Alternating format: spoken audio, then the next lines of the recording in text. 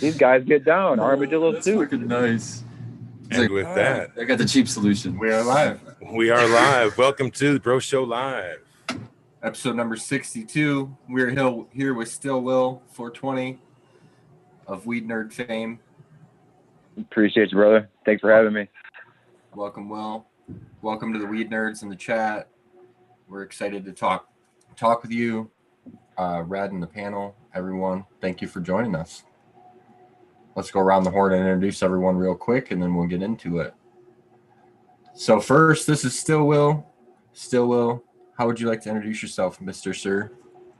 I mean, I don't know. I've stirred up so much that maybe for those that don't know me, I'm Will. I worked with Sub for about 4 years. We developed the dank together. After the fire, post-fire, we pretty much dismissed TGA, built the dank. We spent a bunch of years out in Arizona building the new Subcool Dank consumable company. Unfortunately, he passed February 1st, as everybody knows. So now we're finally coming back out. We've been working on the back end on all kinds of Subcool stuff, and I'm super excited to share with you guys tonight. And I'm going to be your guy. I mean, I'm going to be your not new Subcool, but certainly the guy that tries to and will carry on his legacy until I can't anymore. I guess we should do the rest of the introductions, and we got some questions. Red Sutter Farm, welcome to the show, Mr. Sir. What's going on, everybody? I'm Red Sutter Farm. You can find me mostly on Instagram. That's where you can find my cannabis photography, as well as any information you guys have about myself. Anyways, Michigan Bros Grow Show. You can find me on Late Sesh. There was Scobo on Monday nights with the Frugal Force on Saturday nights. And actually, I jumped on, shout out to Fumador and the Flavors. I got a chance to jump on his show late last night. It was like 2 a.m.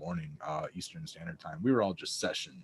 I was with Skilbo and Sequence, Spartan. A bunch of us were just kind of having a smoke sesh. We all logged off, and Fumador invited me on. So shout out to him, man. I hung out till about 4:20 Eastern Standard Time, puffing some flow with everybody. That's why I'm gonna be back here smoking on some more flow. Just kind of keeping my night cruising, man. Really, really happy and excited to have a conversation down there with you. Will, pleasure, brother. Welcome aboard. Bro, that was so smooth. I love it. I'm jealous. He's a professional, man. He's a professional. Spartan, good luck. Go ahead. Jason. Yeah, I'm Spartan Grown. You can find me on Instagram, all one word, Spartan Grown, no spaces, none of that stuff. Or you can check out me at work.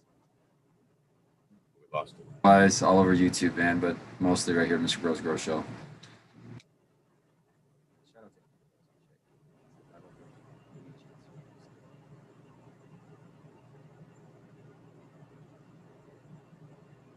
Is this sound cutting out for you or just me? Yes. No. Me as well. Spartan, Yeah, the sound is cutting I out. could tell. Right. Went to the I thought it phones. was me. We all tried to be consummate professionals there, but we don't have a sign or an X that we throw up to denote technical difficulties. We need earbuds, like producer earbuds. We can yell at each other in the background. Oh, dude, I thought we were gonna go like the secret agent way with like the sunglasses and the earbuds. Will's got earbuds. Damn it! We're fucking stoners. We can just try to lip read. We'll just make the best of it, man. You know. I think he said I'm Spartan Grown. You can find me on Instagram. Is this any better? Yeah, is this any better? I made an adjustment. Okay. I had to make an adjustment for another show, and I never changed it, so I changed it back to what I normally do. Hopefully, this will be better. Aye, Captain. And Okay. You're good. That came in clear. I'll Very follow cool. up. Spartan Grown at Instagram. That's the important message there. And I am Skilbo1 on Instagram, Skilbo17 on YouTube. Definitely come through for all of our other shows and just come sesh. Definitely. Thank you, Will, for joining us again. I guess the first question is genetics that you guys make. So they're going to be using the same plants that Sub was using when he was making the plants, right? Is that my understanding? They are. They have been. I don't know if it's going to be continued since I've kind of made this big ruckus about it. I do know that there's some strains coming out from an ex-partner of Sub's that I'd prefer not to put on blast for any reason. That's going to be a little more hard to control, but no, the whole year since Sub has passed, these previous breeders have just sold our seeds. I mean, without any, without any remorse. I mean, I wouldn't say remorse, but without the blessing, without the touch. We asked these guys to stop when the raid happened, and obviously for legal reasons of, hey, we can't really have the genetics coming from sources that are close to us while we're going through this fucking huge legal battle about seeds. People don't know, but we were raided for seeds, and they are considered a narcotic in the state that we're in.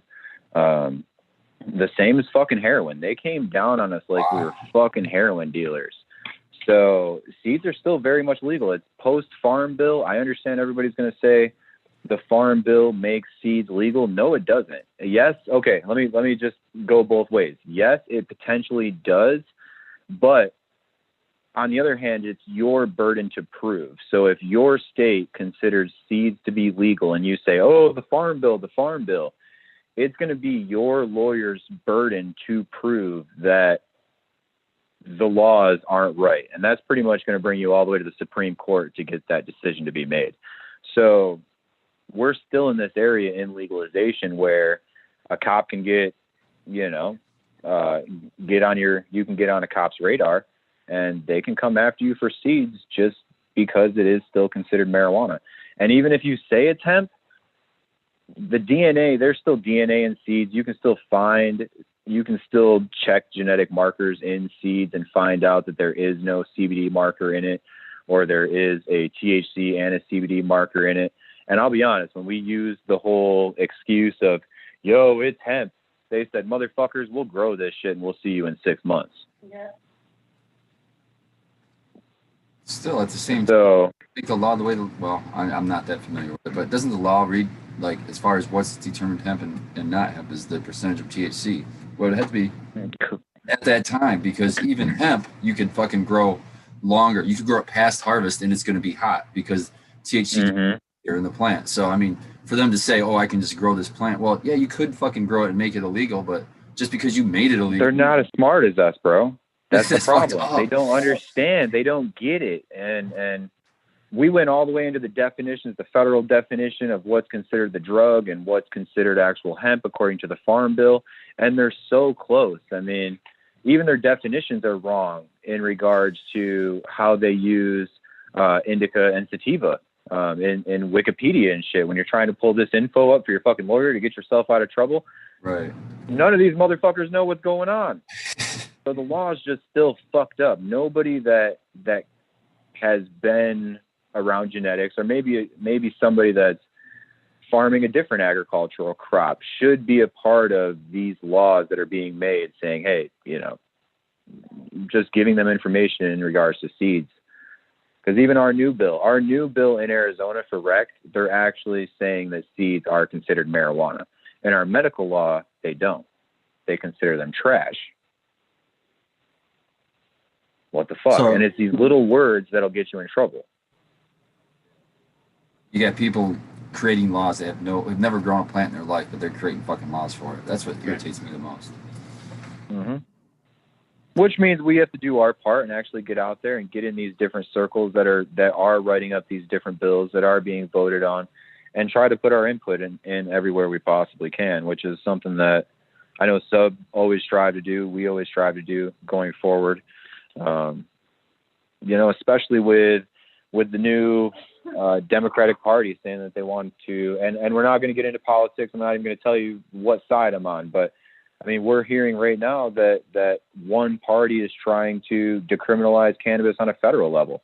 What is that actually going to look like for us? I mean, if we're licensed up in one state, can we now import, export to every other state? Does this become a commodity, a national commodity now? How is that actually going to work? Is there a smart mother figuring this law out? Because I don't think there is.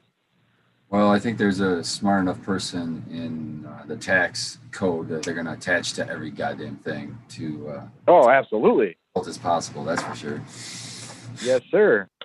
That's what they're doing. We'll get it in our assholes. What's your tax rate in Michigan?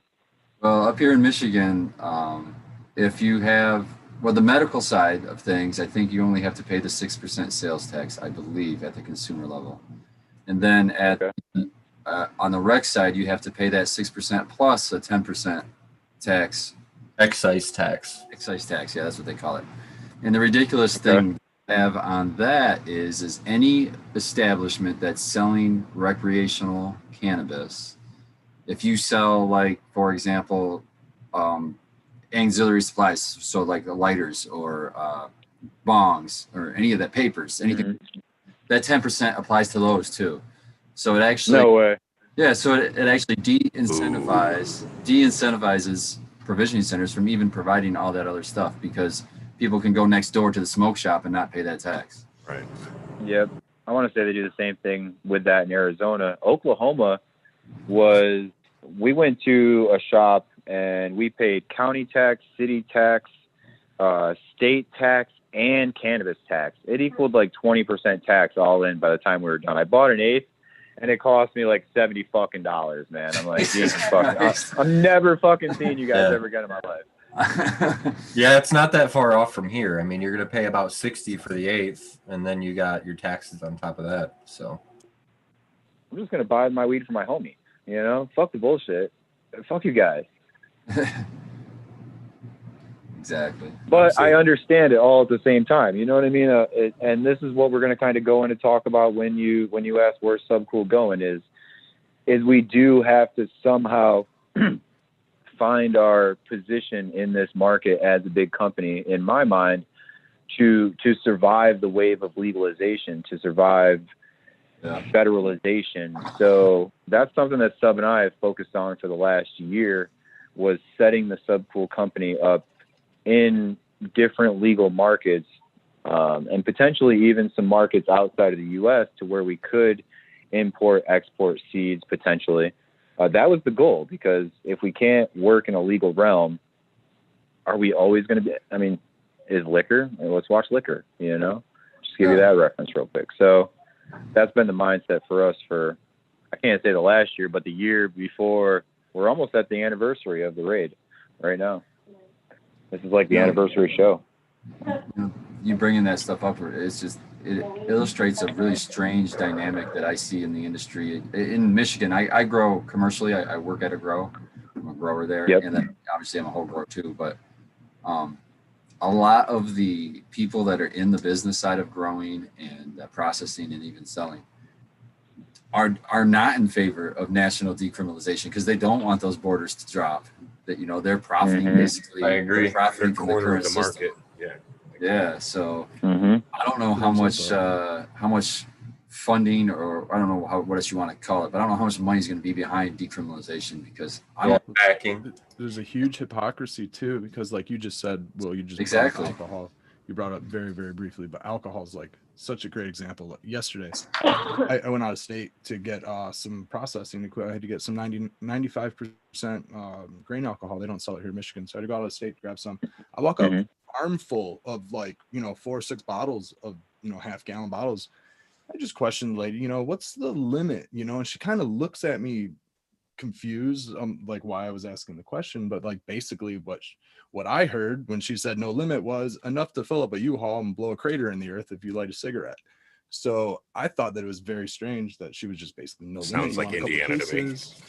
So I mean, wow. We're only allowed 2.5 ounces of cannabis. Definitely can't blow a hole in the earth with 2.5 ounces of cannabis. You can't even. But you can blow a hole. You can ounces of cannabis. You can blow a hole in a bad day with 2.5 ounces. You can't even supply a South Haven house for a day. 2.5 ounces. Not at all. Not at all. I like that. That was solid.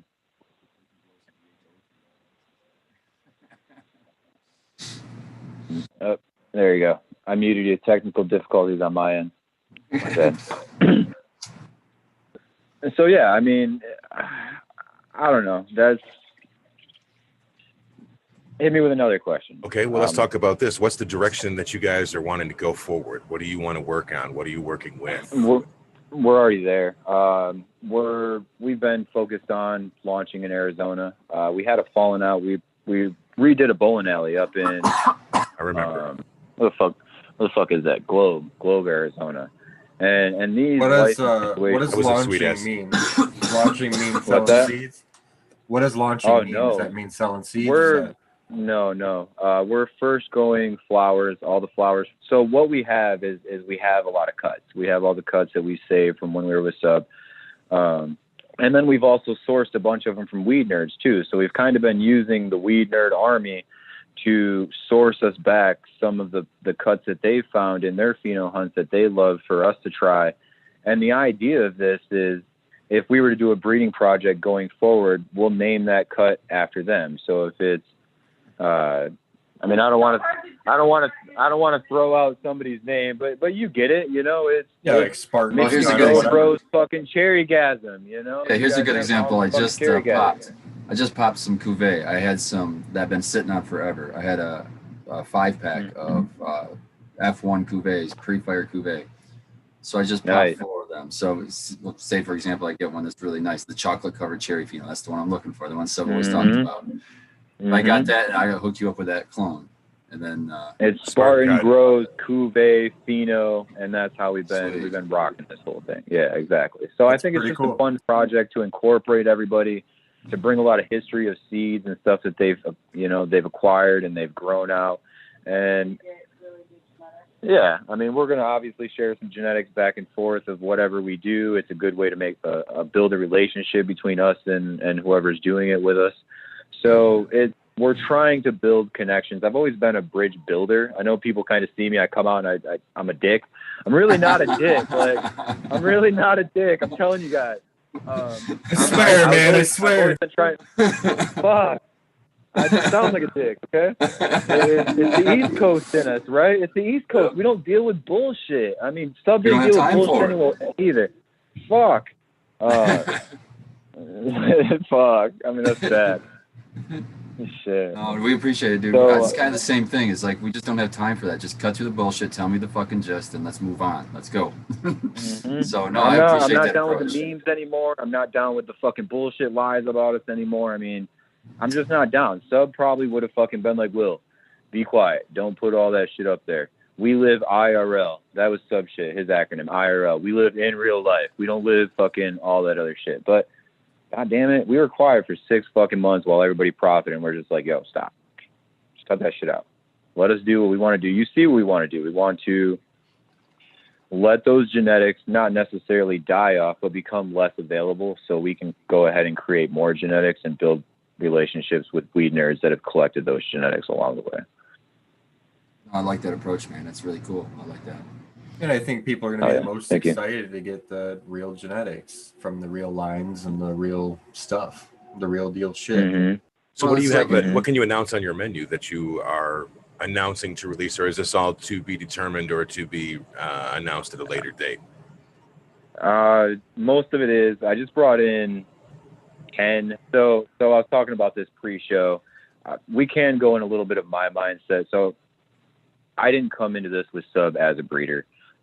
When I met Sub, everybody that met Sub wanted to be a breeder. You know, he's a fucking badass breeder and he attracts other upcoming breeders. He didn't attract me that way. He attracted me as a person, as a really good businessman. I was a businessman. We were both in weed. We both love weed. He was the first person I could wake up in the morning and he was already texting me about weed before I was texting him about weed. And at the end of the night, we're still texting each other or hanging out together, talking about fucking weed and what we're going to do with fucking weed, you know? So it was never about breeding for him and I. We actually, you can take it for what it's worth, but we did this whole thing for like a year where we were weed pimping. We were pimping his weed. We were going around and setting up licensing deals and hanging out and setting up all these fucking different deals by pimping, we called it, the foundation that he had built over the years. And he fucking loved that shit. I mean, he was already kind of out of the whole, that's why we had North Star and we had Badger. I'll be honest, he didn't really want to breed anymore. He had done it. He was putting on new breeders. We were trying to launch Badger. We took on some seeds from a few other breeders that it didn't work out, but Sub was certainly in to launching breeders ever since TGA. Let's just be honest. You got Jinx, Homegrown, Heroes, Jill, No, Dockside was never a company. You got Galactic Gardens. There was always this big group of breeders around him where he didn't really have to breed anymore. He'd already done that. Sub was the mentor and the springboard that everybody wanted, you know, and that's why he was so hard on these people. What's that? So it sounds almost like he was like he built a brand, and then he let everybody benefit from that brand. He absolutely did build a brand. He's the smartest businessman I've ever met in my entire life. It's like a franchise model. That's pretty fucking cool. I swear to fucking God, he's the smartest business guy I've ever met in my life. Yeah, I mean, he's a smart businessman in an industry that isn't ready to be. It's not regulated. It's all a deal and a handshake. Things go wrong. It's relationship based. So that sometimes if you and me are working together for a fucking year, I'm going to give you the example of what happened with every breeder is say we're working together and I don't know you and you want to launch your seed company and you bring me, you know, a new cross, and that cross might be worth to you a quarter of fucking seed because you can't sell it anywhere. You're selling it to your buddies or whatever it may be, but I'm going to promote it as Subcool. I'm just pretending I'm Subcool at this point. I'm not.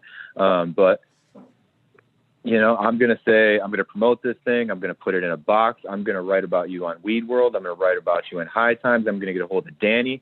I'm just going to do everything that I do. I'm going to get a hold of my guy in the UK. I'm going to put your shit in fucking Amsterdam. Your shit's going to be at Attitude and Seedsman and fucking, I'm going to put you in Canada, and I'm going to put you every fucking where in the goddamn world, and I'm going to make you motherfucking famous. That's what the fuck I'm going to do for you. And then what happens is that does become famous, and he wants most of these breeders to focus on that strain, and breeders are very creative, artistic people, and they want to continue to create, and Sub was creative, but yet very business-minded, and he didn't want his breeders focused on creating other stuff that's not, you know, I mean, I don't want to use the strain. I want to use the strain really bad, but, oh man, because I'll blow up a breeder and I'm not trying to do that. We appreciate it. We appreciate it. I think I know what you're talking about. So Sub, once that seed is worth $6, he's like, dude, focus on creating this. Maybe give me a couple testers. Those testers are going to take 2 years to come out, but focus on this. Now he's telling you what to do. The relationship gets a little bit funny. You want to keep focusing on other shit. You guys get pissed off at each other. You take your fucking seed and you go sell it for $6 a seed and say, fuck the company that launched me. That's really what has happened. And that's what we're so afraid of going forward. With any collaboration whatsoever, because we've seen so many burn to the fucking ground. Right. Well, yeah, and there's a lot of work done in those first steps that you're talking about there. Promoter. He put in so much work. I got to give him hella because I was there. I helped him build the menu. I helped him build the seed packs. You know, he had all these connections. It was all streamlined. So when we launched our newest breeder, and I don't got to throw that name out either, we made a seed pack. We put him in our menu. We got him over to Amsterdam. We fucking got him on Seedsman. We built his logo. We drew his fucking logo for him. We gave him the logo that he uses right now. But, I mean, you know, things fucking happen, and it is what it is. We're actually excited to be working on, so to segue, for me, again, I wasn't really anticipating being a breeder. But it seems like those are the shoes that have been left for me with, you know, how everything is transpiring. We do have the dude. We have some other cuts. We have Slimer, which is something that we sourced and was smoked and dubbed by Sub. And it was actually how we got into the bowling alley was through Slimer. I found a guy on Instagram. It's funny as fuck. He was posting up pictures of Slimer, and I was like, dude, do you want to share this with us? I know Sub. And he's like, yeah. So the whole licensing thing is built off of nothing more than a DM on Instagram. Wow.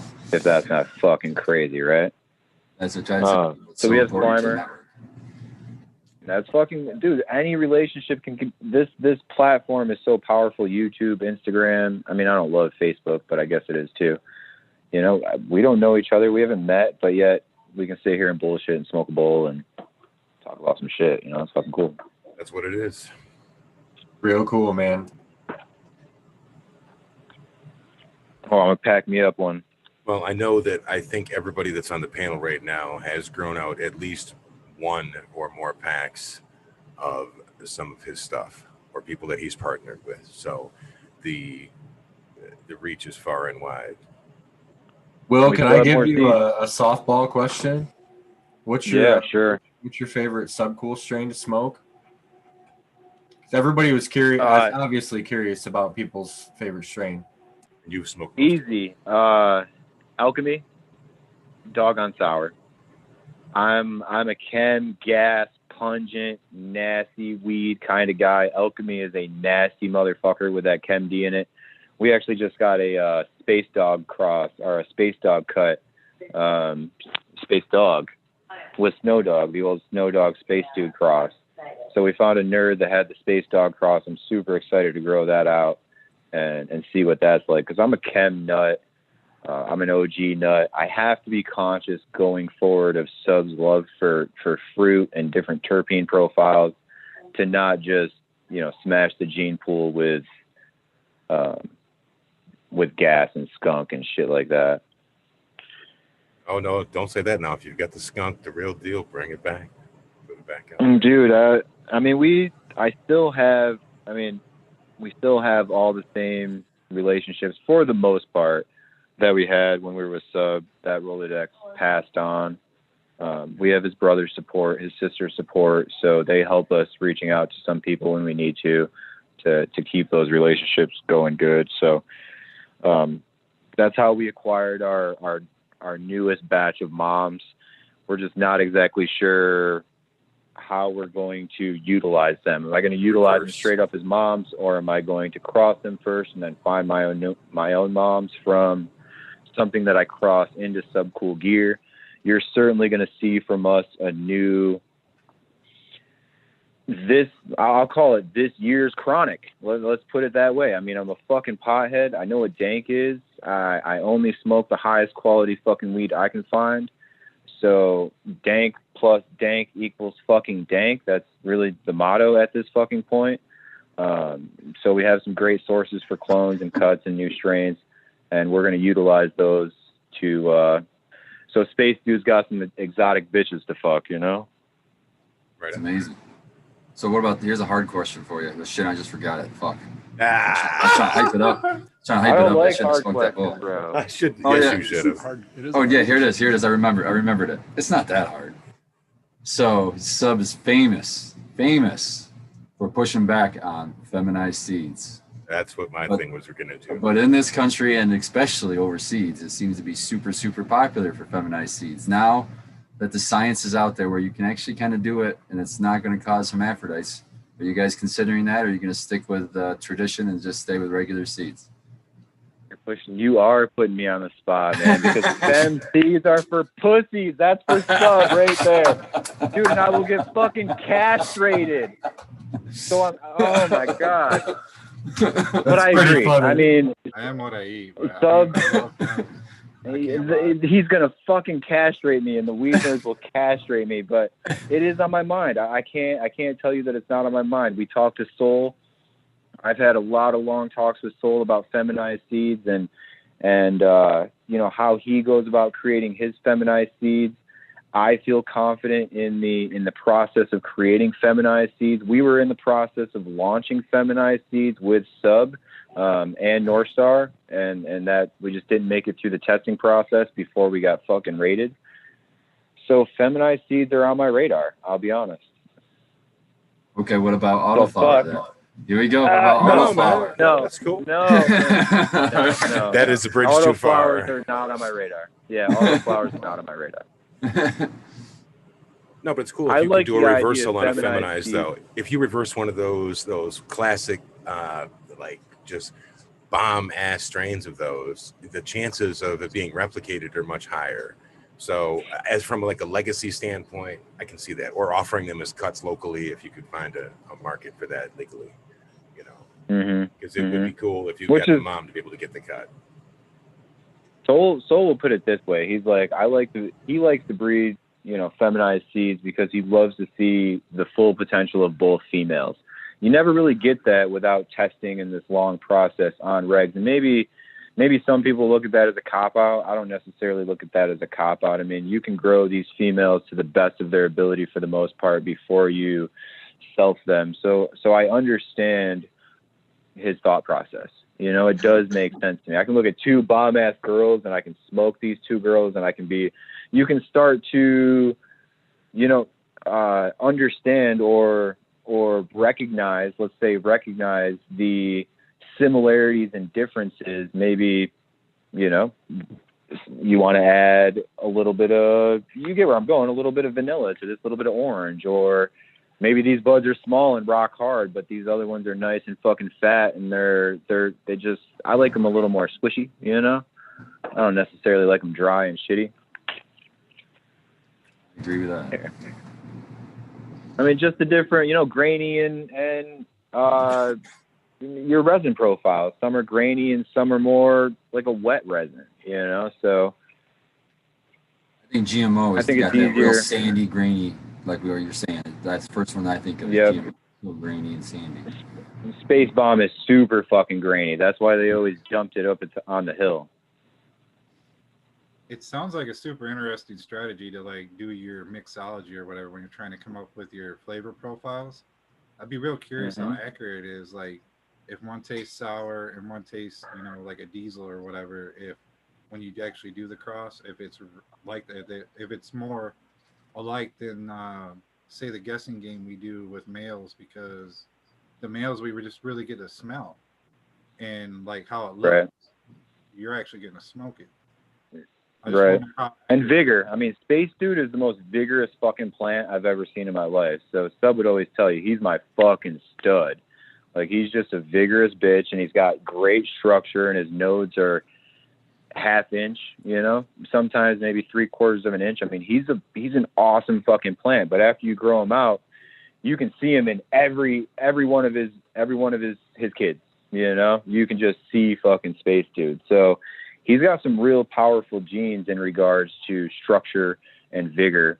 So I think he's certainly a keeper. He found, Sub knew what he was looking for when he found Dude, and I'm honored to carry on. It makes me pretty excited because I have a cross with Space Dude going right now.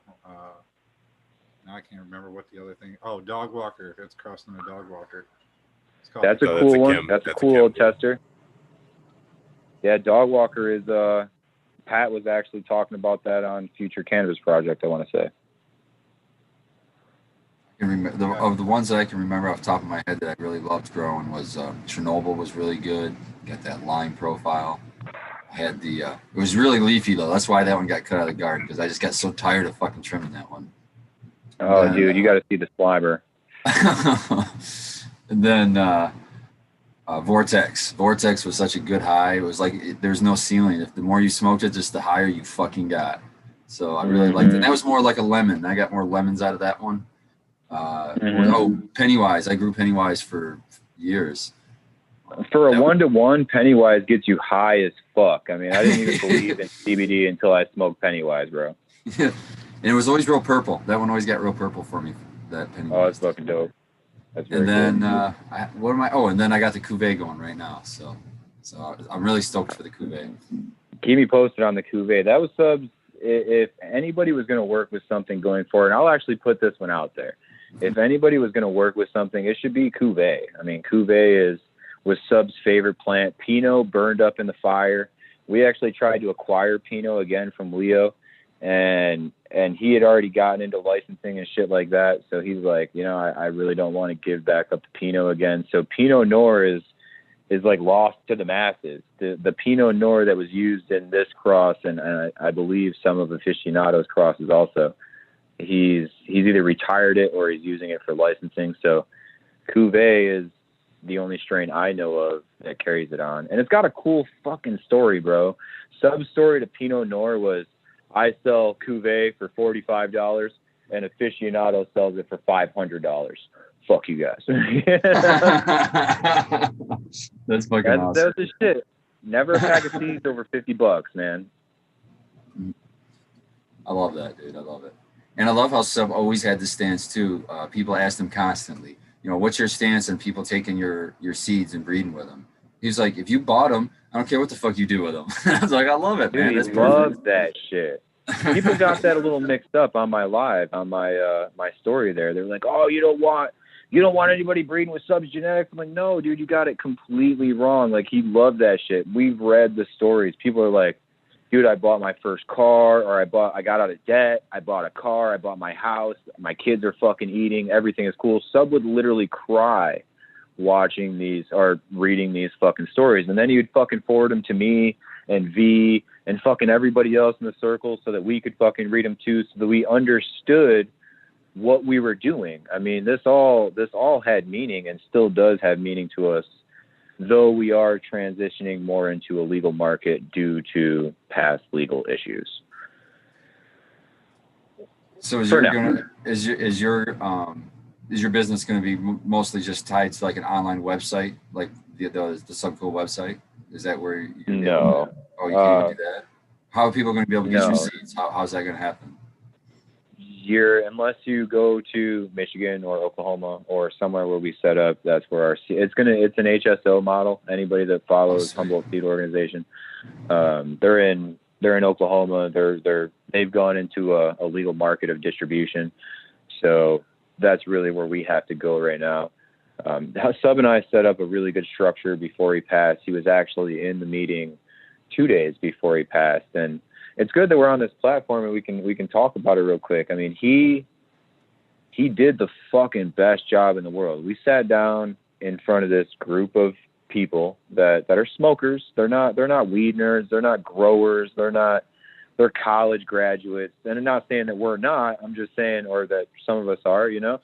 But I'm saying they're very white collar, young kids and some older, high level business folks that are very interested in cannabis, you know, that have worked with us or worked with us through, you know, some of our other partners and know about us. And they get along. I mean, this is a puzzle piece that fits together is what I'm trying to say. So Sub and I sat down at this meeting with all these people. It was this big fucking table and they're all sitting there chilling. And he put on like a 3-hour intro of all things Subcool, from when he started in Georgia to getting arrested and raided in Canada, getting shipped back, you know, to the East Coast, and all of his different trials and tribulations that got him to where he was sitting there with them, handing them a rolling tray and a seed pack and, you know, a fucking business card. I mean, all of that had meaning. We've all came from this. We get shit on for fucking going from the market we were in to legalization. We get called chads and all this other shit. And if I could address that, all I would say is we all came from the same place. And to me, that's just fucking hate, dude, because it's just as hard for me to get this done as it would be for anybody else. I mean, it's constant go, go, go, answer to people, make shit fucking work, you know, relationship management, trying to avoid shit. I think all that comes from being that, we'll call it the alternate market. It comes from living in the black market days. It gives you that work ethic. So all fucking day long. This is because I was a fucking weed dealer for so long, bro. Dude. Come on. That's what I'm saying. It's like, here's a perfect example. At my work, we have 5 guys operating a 3,000 plant grow. Five, you know, you're gonna see 5 cars in the parking lot, right?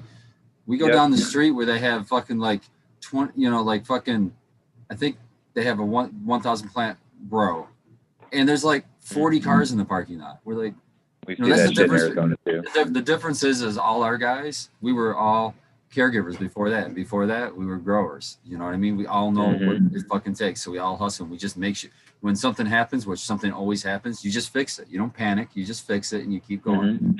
I think that's where that comes from. Absolutely. From the hustle, man. You can't take the hustle out of it. Grind. It comes from the grinding nerdy. We call it grinding nerdy. Shit's funny. So tell us about the rest of that meeting. I I forgot where I left off. You guys, I get high. You handed me a rolling tray and a pack of seeds. That's where we were. Oh, dude. I mean, he just, if you've watched the Weed Nerd, you know how he smiles. You know his energy. You can just see him sitting here in front of all these fucking people telling this story from beginning to end, giving out our stickers of the different, the different art that Nick Miola did for us. It was awesome. It was breathtaking. And the shitty thing is, if all that shit didn't happen to us, I mean, he's going to miss the launch. Let's not go into it. It's tough to spend that kind of time and do all that and go through all that bullshit and then have to launch without him. So all this hate and bullshit we get is like, fuck you, because we've been through the fucking ringer and we're no different than anybody else trying to fucking come up in this fucking game, dude. It's going to be such a fucking bittersweet moment, bro. You're going to be up there launching, but you're not going to even fucking enjoy it because you're going to be missing sub. I don't know. It's I don't know if we've really dealt with it. We just kind of keep going. I think his family members do too. We all just kind of keep going. You know what I mean? I think we all do that with all kinds of death, with everybody's death.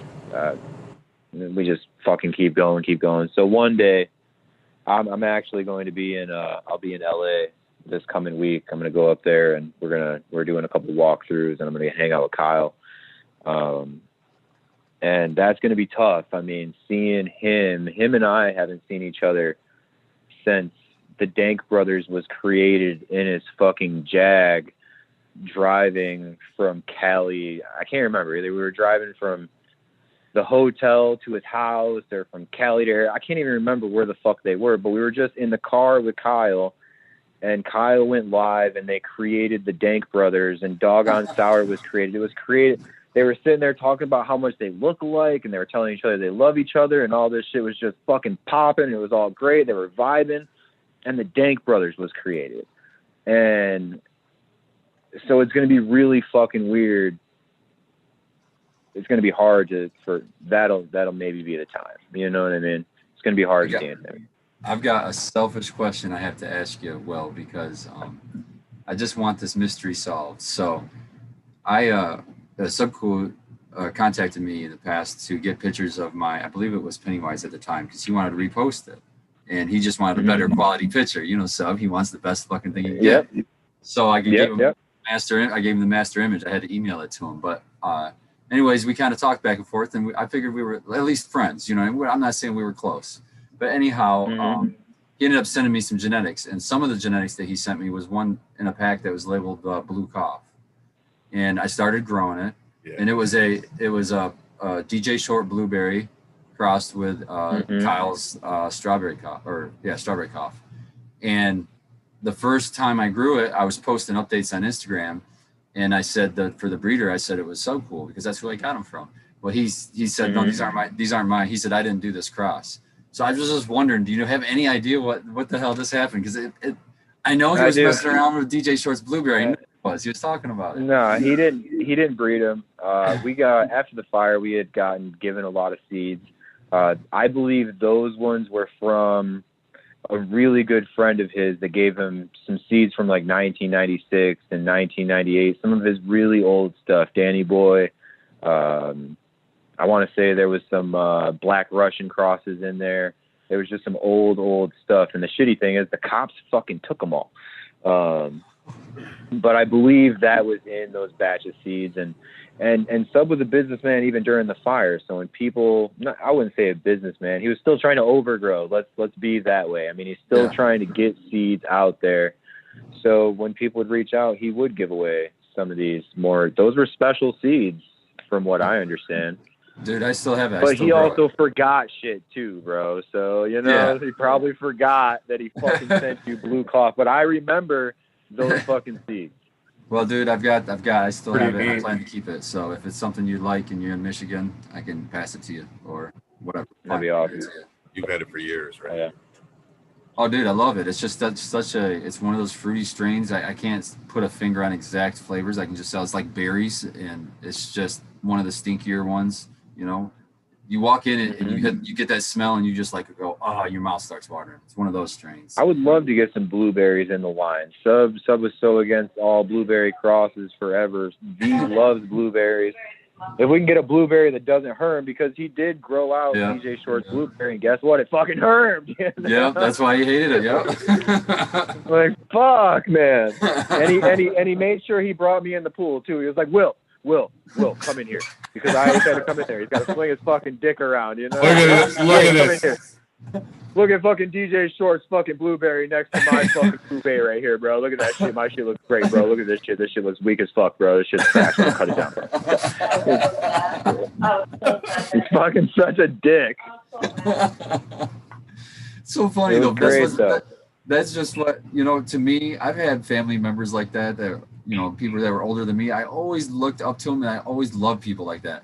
Everybody just thinks that, oh, they have bad attitudes, but those are the people that really have the biggest fucking hearts. They just got that outside, they're rough on the outside kind of thing, you know? And that's how I looked at Sub. He was so fucking, like, behind the scenes, he'd be the fucking nicest motherfucker you ever met, but he doesn't want to show the world that. If I had to put out the nicest thing I ever seen was, I picked him up from the fire. This will be a quick one. I'll make it quick. I picked him up from the fire. He only had 2 pizza boxes. Both full of hash. It's all that made it. And then he had his hat with his glasses and a few other things. We took that hash basically from there. We went to Pat's house. We hung out at Pat's house for a little while. We went from Pat's house to Organican, jumped all that shit basically besides what he wanted to keep so that he could smoke. He literally went from right there, from Organican to the grocery store, or to the post office, I'm sorry, to get cashier checks. I'm trying to remember this shit. And still sent out charity garden checks from the little bit of hash that was left, even though the entire house and garden burnt the fuck down. He still sent out like $5,000, like fucking 2 days after his house. That garden was for, yeah. So I was like, dude, you're still gonna do that? He's like, yeah, I'm still gonna fucking do that. That's fucking cool. And we got pictures of that shit too. He loved that shit. That's fucking badass, man. And I really think that I'm a big believer in karma, you know, and that's why I always advise people, and I try to do the same thing. It's like, do something fucking nice just be nice to people, man. It comes back tenfold. It's not, you can even be selfish about it and just mind fuck yourself to think, well, if I'm doing something nice for somebody else, I'm going to get rewarded in the end. If that's what it takes for you to do it, just do it, because it always seems to come back. You know, I'm a firm believer in karma. Yeah. And that's like what you're going through. Like what you're going through right now, dude. I mean, I think you're doing the right thing. But we're cool. Right. You guys gotta understand, we are so fucking cool. Thank you. Fuck yeah. I mean, I put this shit up, you know what I mean? We're trudging ahead. I really don't give a fuck what they say. They've already made memes about us. They've already put us in bathtubs. They've already called us fucking meth heads and drug addicts. They've already called us fucking all kinds of fucking shit in the entire world. They've already said we can't be breeders, even though we've never fucking done it. And we've hung out with, I mean, I'll admit, I've never fucking bred a plant ever in my life. But I've spent the last 4.5 years with breeders. Yeah. I mean, I still, and not just so, but look at everybody that's been around him. You're right. Look at that. I mean, look at the stable. I was with Lone Waddy. You know, I was with Lone Waddy for a while. I was with fucking, I mean, we spent a bunch of time with Kyle. I've talked to fucking Soul, spends a bunch of time and talks to us about feminized seeds. I've tried to make relationships with other breeders outside of the Weed Nerd circle, because I thought that's kind of what our company needed was new relationships and new ideas. And I love innovation, and innovation is created by multiple people with multiple ideas. It's not created by just one person. So right. I'm certainly about building relationships. So we both were on the hunt for dank for so fucking long. I mean, we literally hunted dank. Our first launch was going around to all the AZ dispensaries, and I went around with not only Sub, but Farmer John and Kyle and Lone Waddy, and V was with us. Now the V's over here. Hold on. V is still here. V is here. And we hunted for dank, you know? Hold on, they're saying what up? Jesus Christ. Forget, I was there. I was hunting the dank with you. You must have been in the back seat. Still setting the She record didn't want to be in the straight, video, and then she just wants to be peanut gallery over here. Good point. Good point. That's filling the Miss C role around here. You know, she don't mind. You're gonna get. She don't mind. You don't mind. You know it, man. I'm over here. Okay, I'm people's stuff. Oh, you're in the chat? V's in the chat. I'm in the chat. I got this. So yeah, that's yeah, you're crazy. Do you remind everyone in the chat to hit the like button for us if you could? Yeah, smash that like, follow. Thanks for joining us, and thanks for having me again. I think that's really cool, like your general philosophy of like building bridges rather than tearing them down. That's kind of what we're about here at the Michigan Bros shows. Like we're trying to like work with other content creators and you know, invite us on the show or go on their show and just support each other instead of trying to be competitive with each other. You know what I mean? Because we kind of live in this bubble sometimes and think that, you know, everybody knows, you know, the same shit that we know because we're so focused in this thing. But in reality, most consumers don't know shit about weed. They think, most of them think that there's no difference between strains. They think it's all the same thing. And they walk into a dispensary for the first time and they have no idea what the hell when they have all these choices. They don't even understand what they're buying. It's foreign language. Yeah, so that's a big thing that we're focusing on. Yeah, absolutely. Yeah, so that's what we need to do, I think, and I think it's great. The best thing we can do is just educate people. Well, that's that weed nerd mentality, and I think that's what most content creators really on YouTube. There's really like a YouTube cannabis internet community, and that's what Sequence and I have tried to tap into from the very, very first episode that we've ever done this. And we've always tried to be inclusive rather than exclusive with shit, because I personally can remember watching Subcool way back on the Grow Tube Roundtable. And I really like the energy that he brought to that. And you know what I mean? It was so great when he finally got a new microphone and shit. So, right. Yeah. We've all had laughs together. We've all smoked virtually together, and it's just one love. And sometimes people can forget that shit, man. So don't. No, we're certainly not forgetting that. I'm not. We do have the Weed Nerd. I was talking about this pre-show. I don't know if we're going to relaunch the Weed Nerd. Kind of want to let it just memorialize where it is. If we were to do anything, we would try to categorize the different videos so people could find, people could learn a little bit better and find the videos they need to find, or rock out if they want to rock out that night. So that would be the most that we're really thinking about doing is trying to make that a little easier to search and find. I don't think that's really V and I's place. I'm not trying to replace Subcool. V's not trying to replace Subcool. We're just trying to do the best we can to make sure that the strains are always fucking dank and that you can always find his pot, and that you always know who he is and that you always know what we stand for. And V still garden fairies around and answers grow questions. She was a live chat agent for like 2 years on the website. She was tested by Sub on a bunch of different grow questions and shit. So she still carries that on through Instagram. Anytime anybody has a question, she does her best she can to answer. And if we can't answer, we reach out to the homies and ask them what they think about it and try to get an answer back, So, and education. You guys still doing the soil pack recharge packs or something that was launching there? Are you guys still working on that? Soil pack. Well, we're going through a rebrand. We're going through, compliance packaging and all that other stuff. So I'm waiting to relaunch the soil until I figure out what the brand and packaging is going to look like so that I can follow suit from flower to soil to seeds, clones, whatever we venture into. It all has to, look and feel the same. Awesome. But we are trying to carry on the education. The one thing I can say about our packaging, so Science of Dank and Art of Cannabis does mean something to us. So through our packaging, we're trying to do some sort of customer experience, and we haven't exactly figured out how we're going to implement this yet.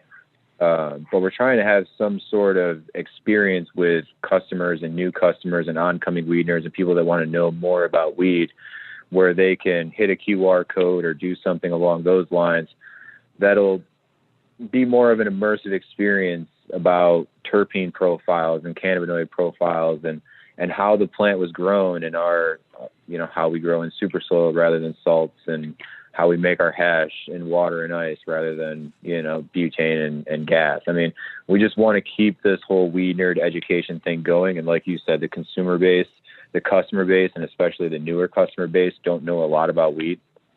So I think this is a chance for us to educate through the different ways that we touch that person, whether that's seeds or cannabis or whatever. You know, we do that now face to face. We can do that also through our products. Is kind of where I'm headed. And I do want to say big props to the website. I used to always love going on the website for the strain information when I was growing a pack of seeds for the first time. If you went to the website and looked up the strain, there's even links to like actual test reports, and you could actually go through the test reports that was on. I was so impressed when I saw that. I really enjoyed that, having all that information. He did a lot of fucking work. I can't even take credit for a lot of that work passed on from TGA over to Subcools the Dank. So we already had a lot of that. We had to source all new pictures and get new testers, not new testers, but, you know, regroup the testers. So I wasn't necessarily part of most of those strain descriptions. He gave the best fucking strain descriptions I've ever heard in my life. And his brother does too. I think we'll be using his brother for all of the strain descriptions because he's good at it, just like Sub, bro. That's awesome. Rotten mangoes in the back of your car that smells like, you know, or yeah, so specific. It's just like insane. It smells like an armpit suntan lotion on an armpit. You know, that's fucking his brother, dude. We were talking about hash. I just want to mention that we are just a few minutes from hash time, so that's at the top of the hour if you're going to join us.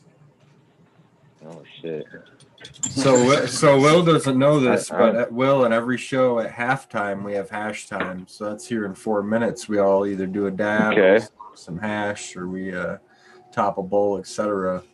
to celebrate hash time at the show. Hash time. Well, I don't have any hash close to me because I'm not a hash smoker. V is more of a hash person, so she can do some hash over here while I smoke some bowls. Sounds fair enough to us. Is that okay? Yeah. I can try. Maddie Bucks in chat was wondering if Subcool's genetics ever made it to Australia. I guarantee it, because nobody gave out as many seeds as Sub. Subcool's genetics made it over the entire world. They're everywhere. They're in South Africa. They're in Australia, maybe. I mean, I wouldn't say that there's a distribution point in Australia, but there are weed nerds in Australia, and we can guarantee you that. Somebody keeps them to Australia. Absolutely. If you need the link, hit B, and maybe she can link a couple people together. Talk about a ballsy business model there. Like, he probably got rid of 1,000 seeds for like every week. Dude. Way more. So many seeds went out just in the time period that I was with him, and I got to give credit to North Star for that too. I mean, I wasn't trying to shit on these people. You know, I can just clarify again. We're just trying to get them to stop recreating, you know, the strains that Sub asked them to stop recreating a fucking year ago. We just finally can speak up and ask them to stop. But I got to give a shout out to them for that. They did so many testers, and Badger's are fucking North Star is known as the chef. He's known as the chef for a reason. He creates a lot of fucking strains. He's up there in the hills, so he has access to a lot of cuts. Always working with Space Dude, always working with Jack's Cleaner, always working with Jack the Ripper. He would play around with some Pennywise crosses. He'd play around with some Quirkle crosses. He's the definition of a chef. You know, he's constantly seeing what's going to come from, you know, two awesome strains going together. So, I mean, shout out to him. He hooked us up with so much, and it takes an army to kind of make all this stuff come together. If you're saying thousands of seeds, absolutely. And that took a good pipeline too, you know? So they're good breeders. I'm not shitting on them for that. Yeah, I really hope at the end of the day everybody can come together, because as somebody that watched the Weed Nerd and like for years and years and years, it's almost embarrassing how I didn't miss him, you know. And a lot of us, I can say that we don't like that the fighting. Like we miss everybody. Like we just want everybody working together again. I got it. I understand. I was saying it pre-show. I know that when I put this stuff up, and you'll usually see all positive shit from me, but Sub was no bitch, and I'm not a bitch either. So I'm not going to let people, and I'm also walking in some really big shoes that I have to make sure that, you know what I mean, these people aren't trying to walk all over me, or at least I'm letting them walk all over me. So we got the okay from the people we needed the okay from in order to do the things that we did and feel justified in doing the things that we did. But that's the only time you'll really see me pop off is it's going to be justified. I don't do it for just to talk shit or make an enemy. I don't want an enemy.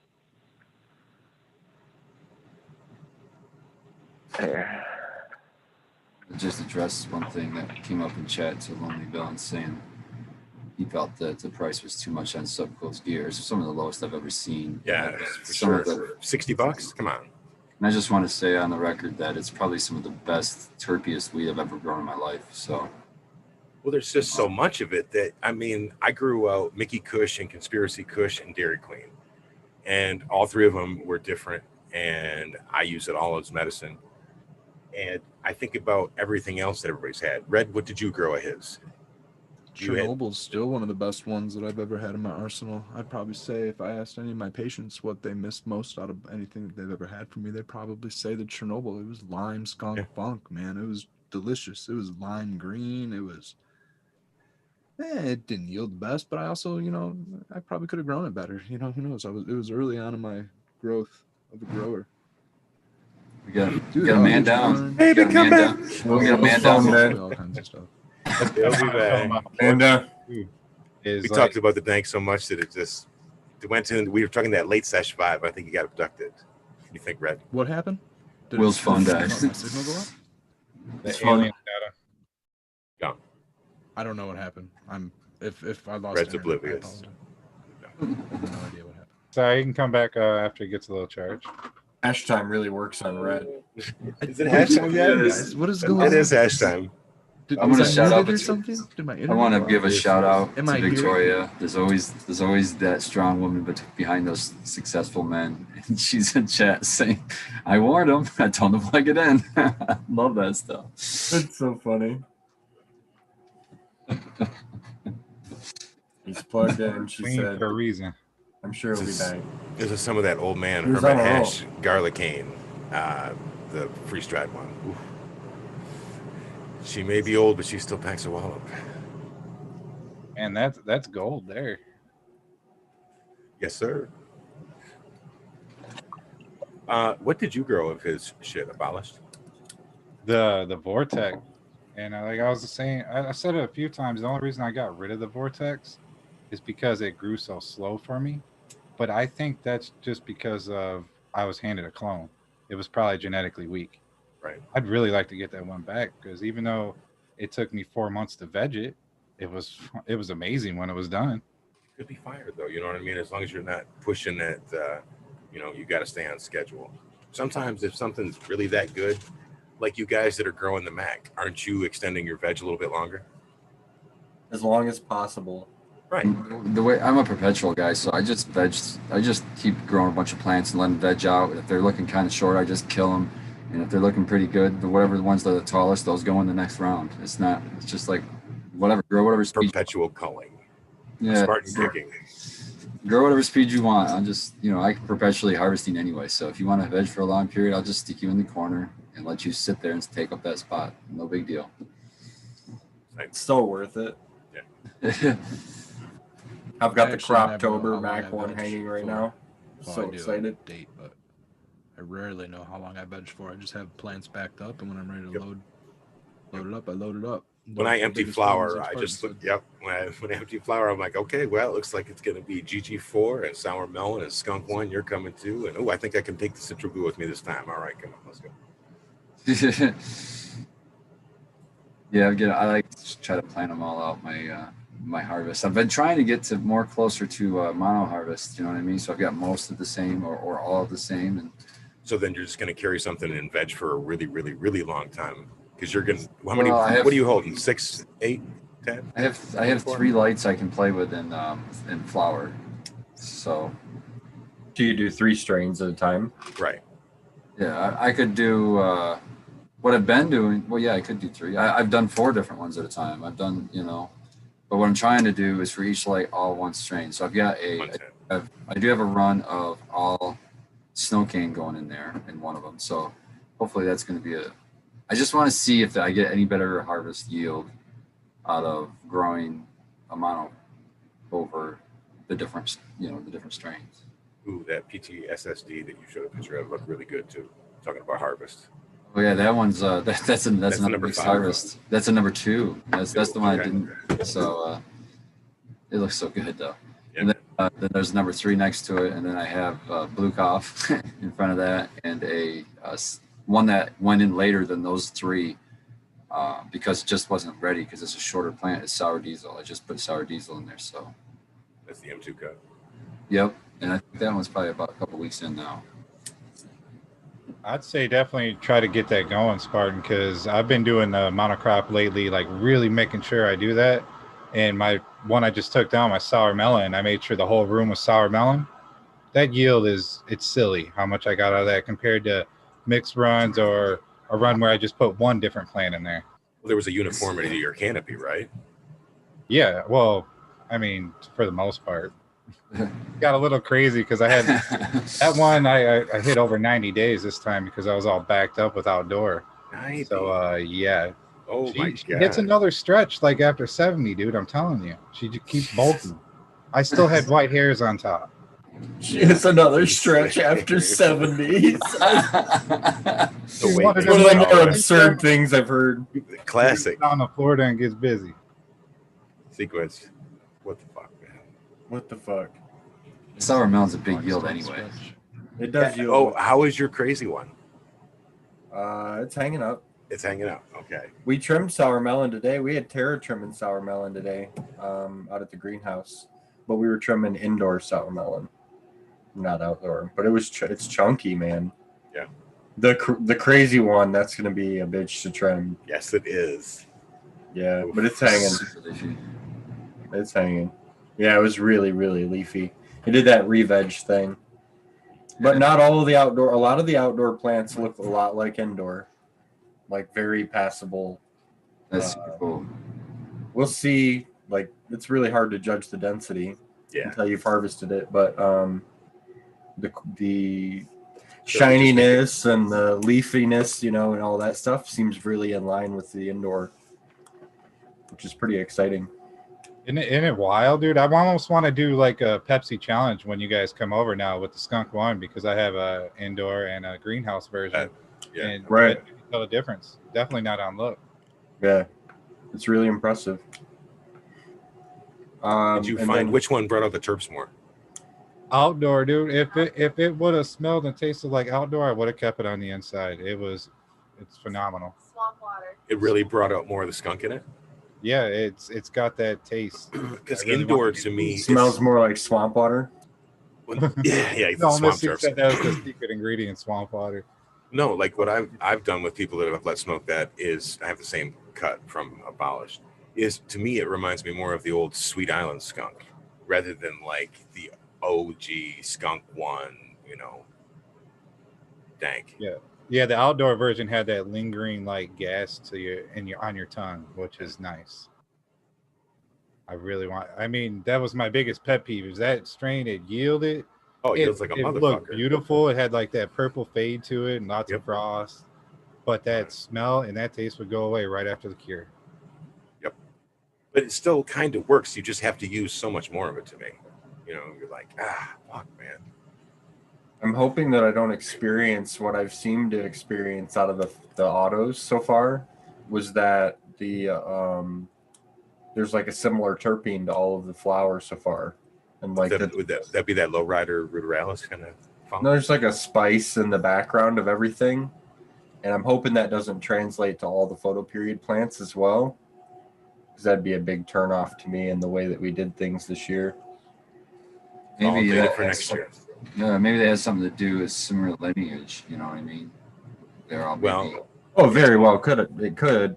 I'm curious. We've got some photos right now that are drying, and some that I've smoked before, like Mac 1. Those are the beta. I got it. Sorry. Hey, baby came back. Miss C was just agreeing with you, Sequence, though, about that taste. Like, we've noticed it too. All the auto flowers we ran, there's like, sometimes it'll be a little bit different, but there's always underlying spice. Spice, or is it like an earthiness? It's that spice that I don't like. Like, yeah. No, that's a bummer, man. Did I have audio? You're back. Yes, you do. You're back. I don't want to keep you guys, man. I mean, I lost the headphones, so I'm probably muffled and shitty now. You're good. No, you sound I'm great. good. Yeah, I'm good. All right. Sound good. We're here until 11. Will whether you're here or not. Shit. Whether you're here or not.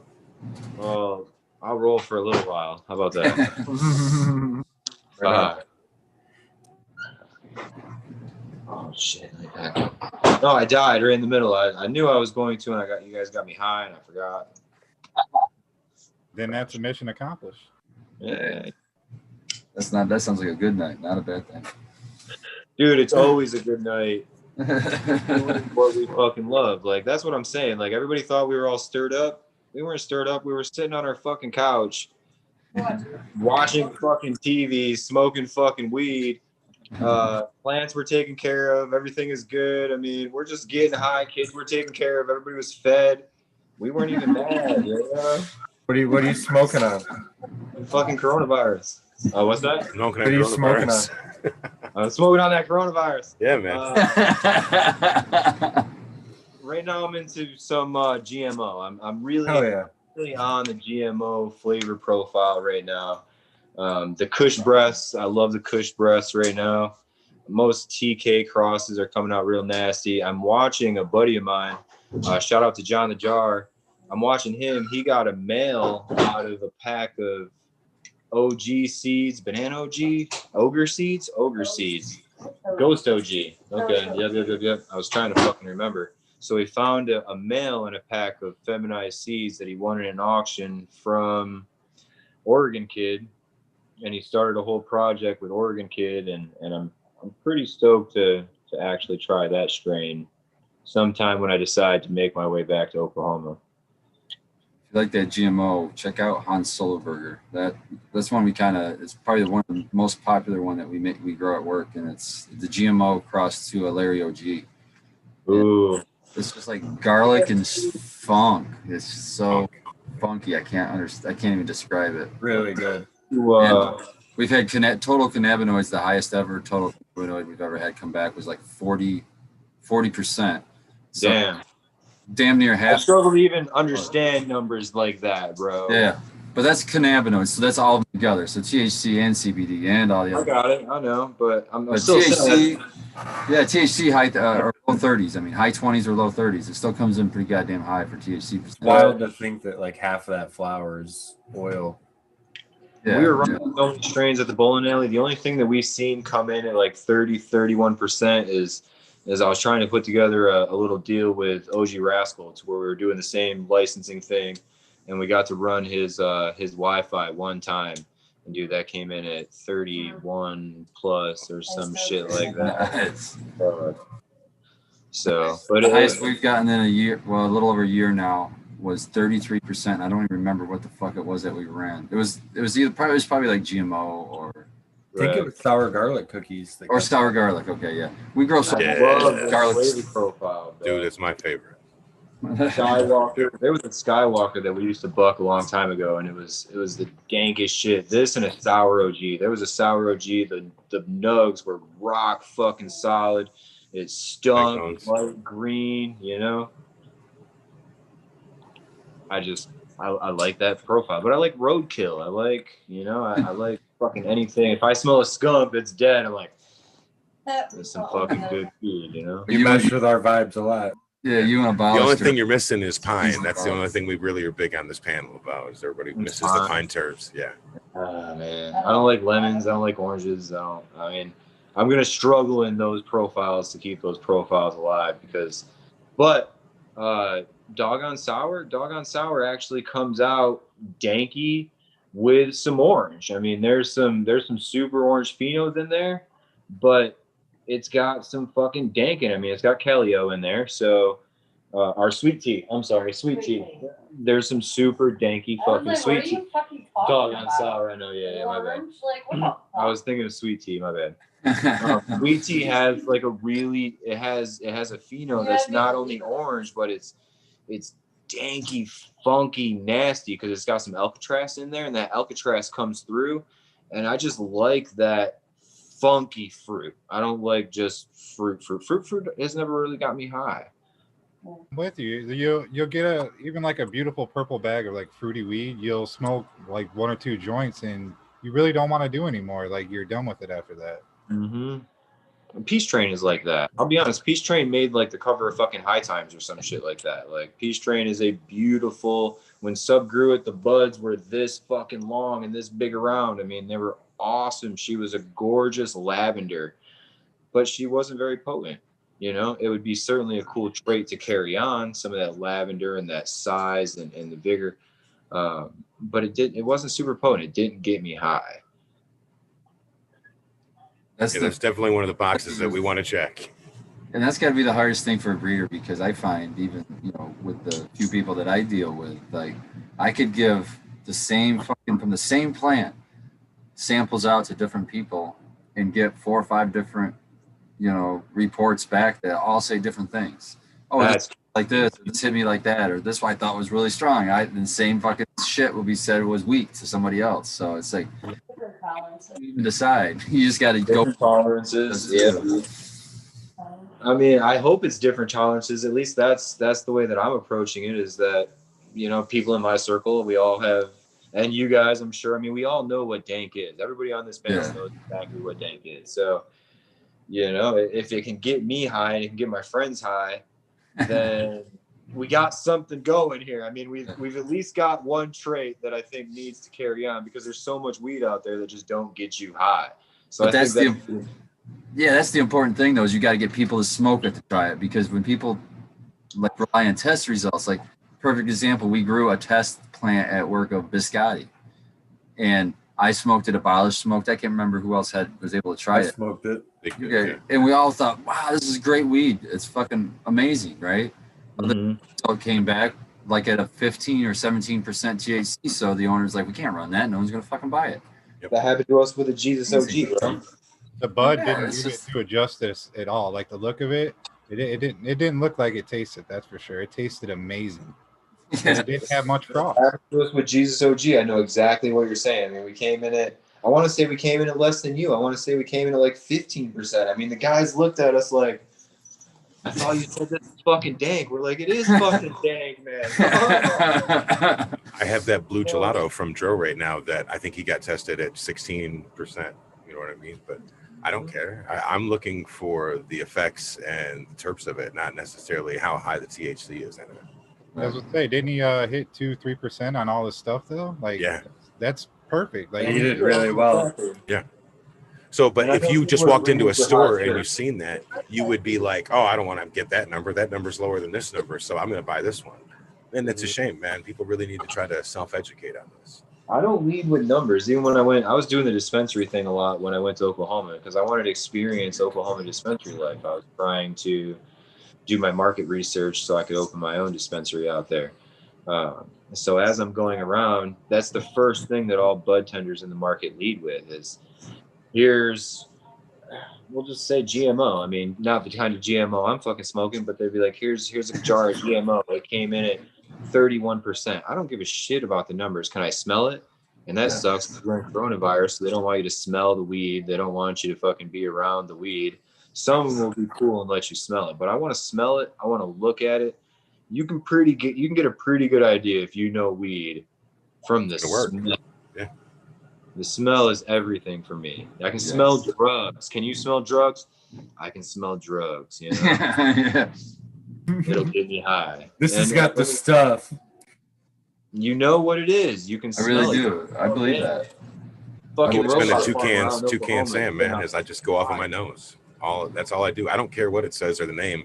Is I know by topping it bam, yes, this is going to be the one that works. And then there's other ones that people really, really like, but when I give it the crack, it's not what I really want. And it's not just being fickle about flavor either. Mm-hmm.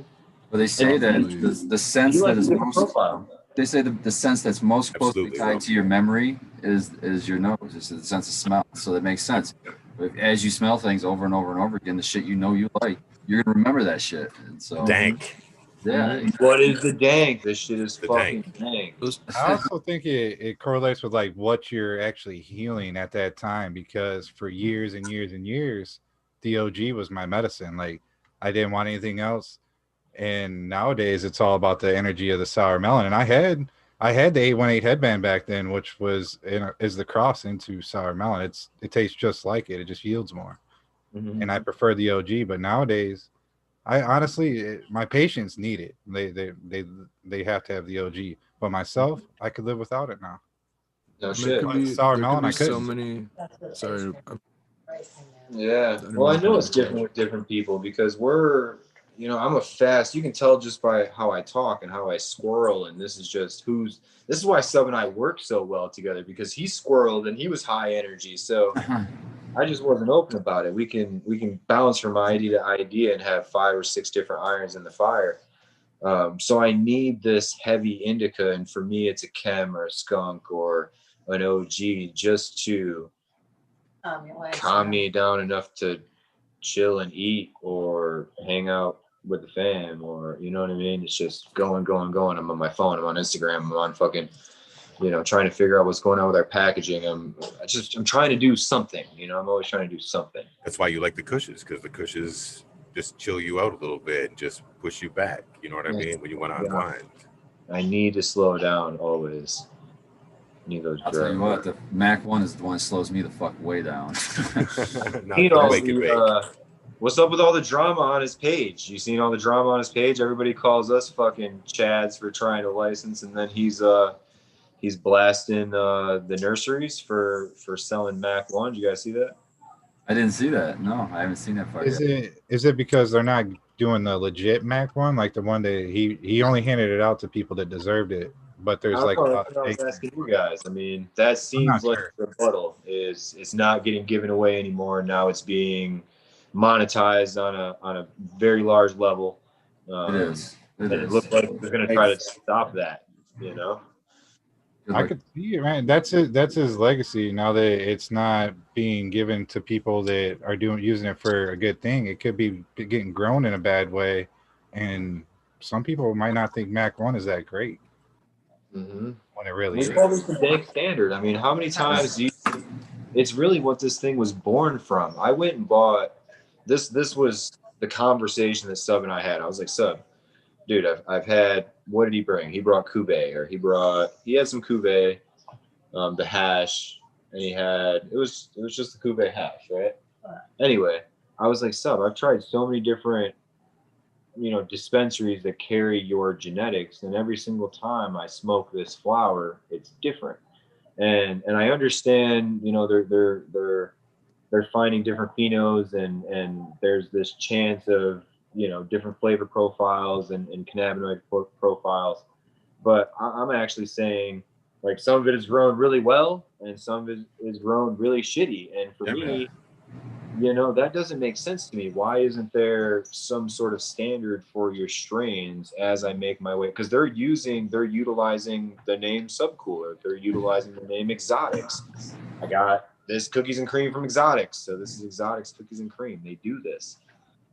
So it's really how this whole thing was born is how do you allow your legacy, call it Mac 1 or Jesus OG or Cheesequake, to be out there and be commercialized by other parties with very little mention for their profit. I mean, it just doesn't make sense. These guys, I've tried to put licensing deals together with these cultivations, and I'll tell you, most cultivations, I won't say all, I won't shit on all, but most cultivations looked at me and laughed at me when I was trying to put a licensing deal together. They're like, dude, why do I fucking need you? I'll go buy some seeds and I'll grow them shits, and that's it. I don't fucking need you. Straight up, I've had that said right to my face. Well, the easy answer would be the labeling. I mean, do they have a brand? Do they have a fucking global brand fucking that's recognized globally. No, they don't. And so that's why, and that's what they get. I mean, that's pretty. I mean, if they were at all a good business person, they could understand the value of that. You would think. And that's what we got, man.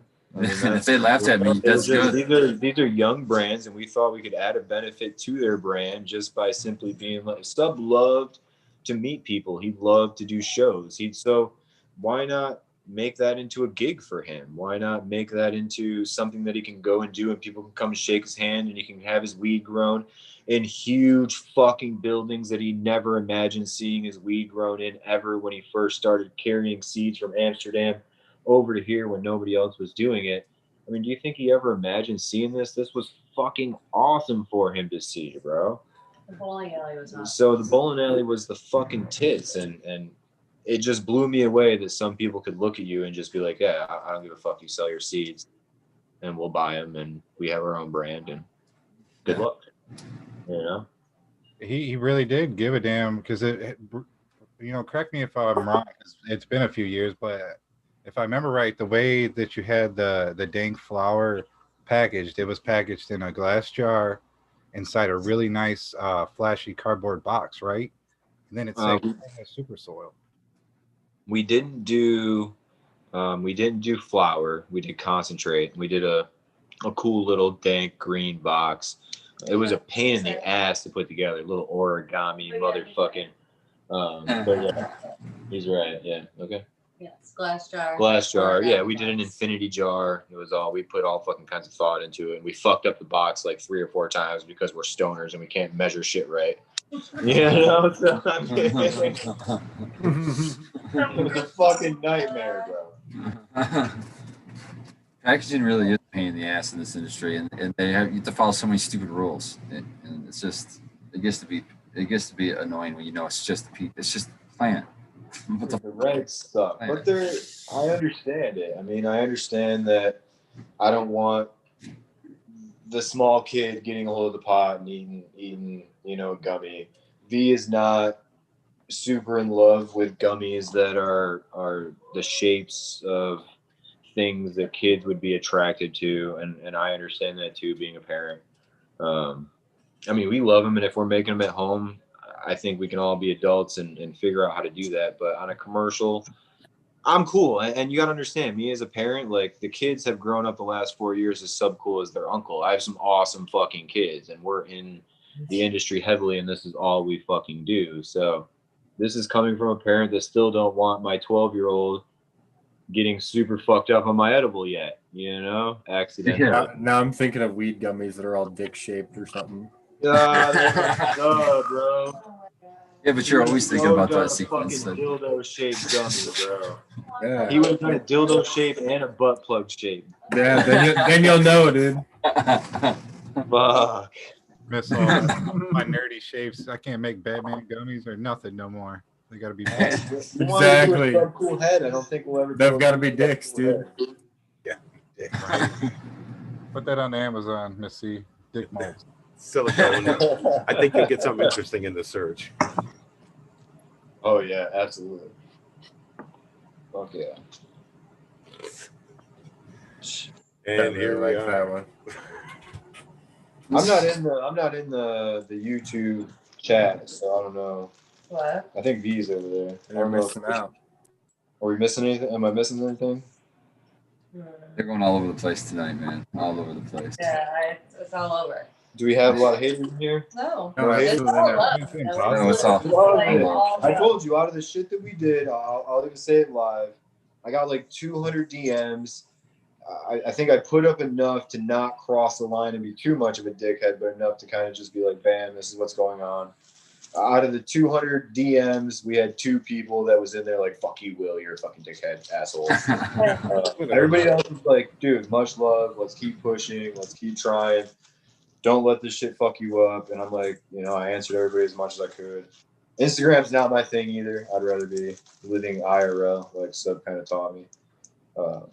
But the outreach was good, and everybody that came out swinging, we appreciated it. It meant a lot. Everybody remembered the times and the bullshit that we went through. So it was just good.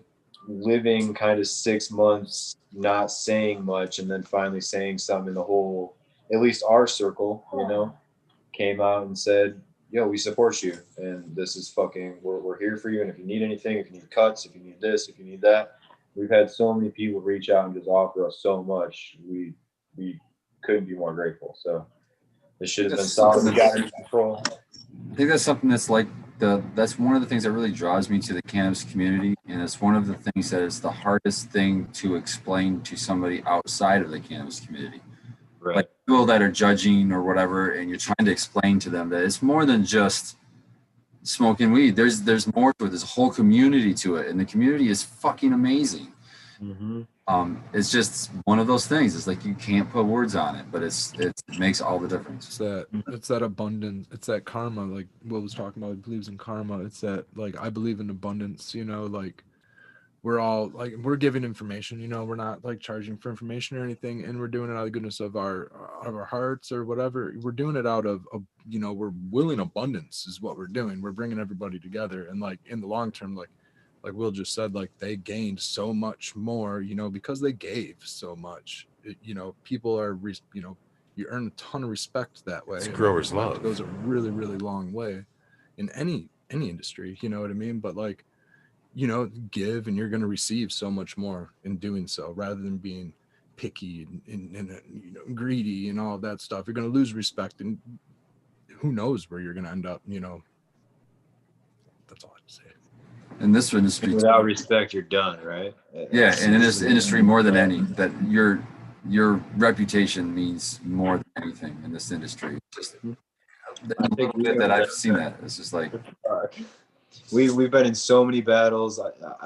I lost my TGA Will account in a battle with fucking Hero that I slightly regret. I'll be honest. I mean, I actually like Pat a lot. Just through all the turmoil, I like him a lot. I've had a chance to talk to him, and it was during the most bullshit shit in the world. And he is a smart fucking dude, and he's passionate about cannabis, and he's young, and he's just ready to fucking keep this thing going until the wheels fall off. So yeah, he was one person in all this shit where I was just like, wow, he's certainly on the same level, as I expect people to be in the cannabis industry. He's got some brains, he's got a goal, he's working on new shit, he has his farm, he has his social media.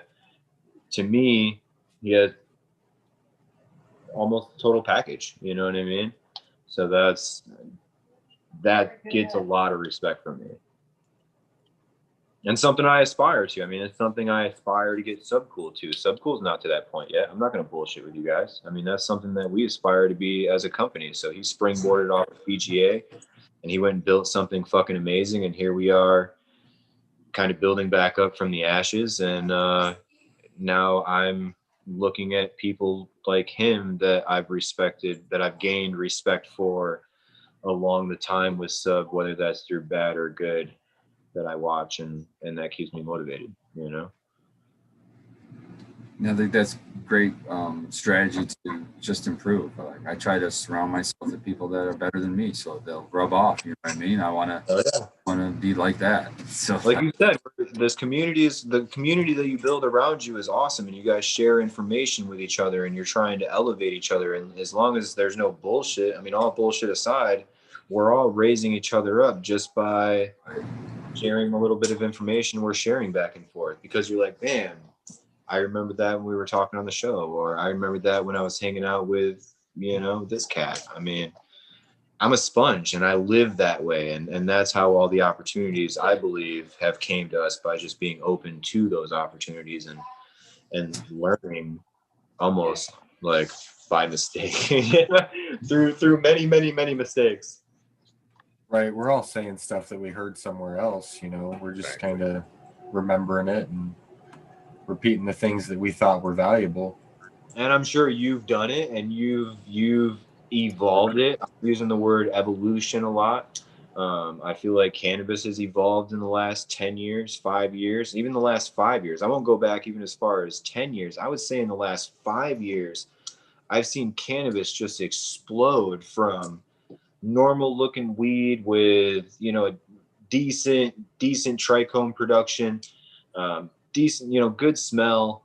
Obviously, like fire OGs have always been super dank, and they've been around for a really long time. There's GG4 has been around for a really long time. There's the Slimer. There's the lime that comes off this Slimer, and Slimer's been around for 5 or 6 years. I mean, I'm not saying there's not cuts out there that haven't been fucking awesome, but I'm saying now it's almost like if you're not producing, selling, or trying to create the most bomb ass fucking weed in the world, I don't know if you're really on the radar. Are you really going to do as good as these other fucking guys? Because these guys are out here fucking crushing it. There's breeders out there doing shit, making strains that blow me the fuck away. Yeah, I agree. You better be trying to improve all the time because the rest of us are. Yeah, absolutely. There's everybody on this panel is a shark, bro. I'm telling you. For real. Shit. I understand. I got it. We all meet at tables several times a year and essentially compare each other's cannabis and try to measure up. So it's a constantly raising bar, always. You're evolving the strain. You're adding your personality. To me, you're adding a piece of you to it, and we're all trying to add, you know, more terps or more flavors, or mix these flavors to make a new flavor, or get the THC higher, or we want to go and do a nice hunt on JTR and find THCV. So we're all after something, you know. Well, I think that's what the Mickey Kush was supposed to be high, and it was either the Mickey Kush or the Conspiracy Kush. One of those two was purported to be tested higher with him. Was it the Mickey? Yeah, that was good stuff, man. As a soldier with PTSD, veteran, it did work for what it was supposed to. So shout out on that. That's how it is. You have to realize it's one person at a time. Essentially, it's one person sharing genetics, or one person sharing understanding, or whatever it may be with another person. And I can use it to either improve my garden, or improve my understanding, or maybe improve my medicine, man. So shout out to you. And at the end of the day, just remember it's a one-on-one thing, man. All the other shit's just the other shit. And I still think we should share. I don't think the plan evolves without us sharing. I just think that the deal in the handshake is gone. I mean, for the most part, a deal in a handshake is basically dead in my mind, because I've watched like 10 of them burn to the fucking ground. I mean, that sucks to say. I just think there's a more formal way to put this together, and that's how at least we have to do it for now. Partnerships. You know, at least just something a little more than a deal handshake. I'm not trying to fucking wrap somebody up in some crazy ass shit. I don't even want to go through all that crazy ass shit, but just a little more than a deal and a handshake. An understanding of, if we were to do something together and we're to break up, what does that divorce look like? Like, are you just going to fucking stop selling that strain? Because that would be great. I'm always worried about the divorce. Like, each other online. You're going to need a prenup. We're married. It's always have an exit strategy. No, he always talks about the exit strategy. Yo, you should have heard about when he was thinking about marrying me. It's never changed. It has never changed. What's the exit strategy? He's thinking about it right now. So every time we're about to make a big move, he's straight up like, all right, this is your time. You get the house, the kids, the dogs, what you want. You want out? No? Okay? Because we live a fucking crazy life. All of us cannabis guys live a crazy fucking life. We've lived the roller coaster. We've been entrepreneurs for 10 years. I mean, that's a fucking roller coaster, bro. From hydro stores to strip clubs. So I understand the hustle. Yeah, I was bowling alleys off the boat, you know. It's like I'm the Beverly Hills off the boat, bro. He's down. Ride or die. Yeah, the roller coaster is stopped here. Do you want to get off before we go to the next? Let's see what the next. It's gonna be exciting. You just don't know where it's gonna go. Basically, I wouldn't change any of it. I mean, it was a whim to say. I didn't think Sub was gonna say, "Yo, pick me up." I mean, I was watching the live stream. I was his Brett, and I was doing really good. And I was watching his live stream just like you guys were. I mean, I was just like, I had his number, so I guess not like everybody. But he was giving everybody his number at the end. I just fucking texted him. I'm like, yo, bro, what are you doing? Like, there's fucking smoke. Shit's fucked up. You know, do you want to come out and chill in AZ where it's fucking awesome? And he's like, yeah, you know, come get me. And that's it. It's really just like the Slimer. Just it's crazy. One text, one hello, one hey, are you okay? One, you never know where it's gonna bring you. That's crazy to sit back and think about. I think about it almost every night, especially serendipity. Like, it's the it really was wild watching it happen. Like, I was in the chat watching it happen, Will, and you like when the house burned down, when he was going through the fire. Oh yeah, I remember all that. No fucking way. Yeah, it was crazy, dude. It was just wild, the relationship you guys built, and then like once you guys really started going, like you guys were a hell of a team. It's hard to grasp, really. I mean, Vegas. We went to Vegas. We went to Hollywood. Like that's why meeting up with Kyle this month or this coming weekend is going to be tough. I mean, because it all started with Kyle.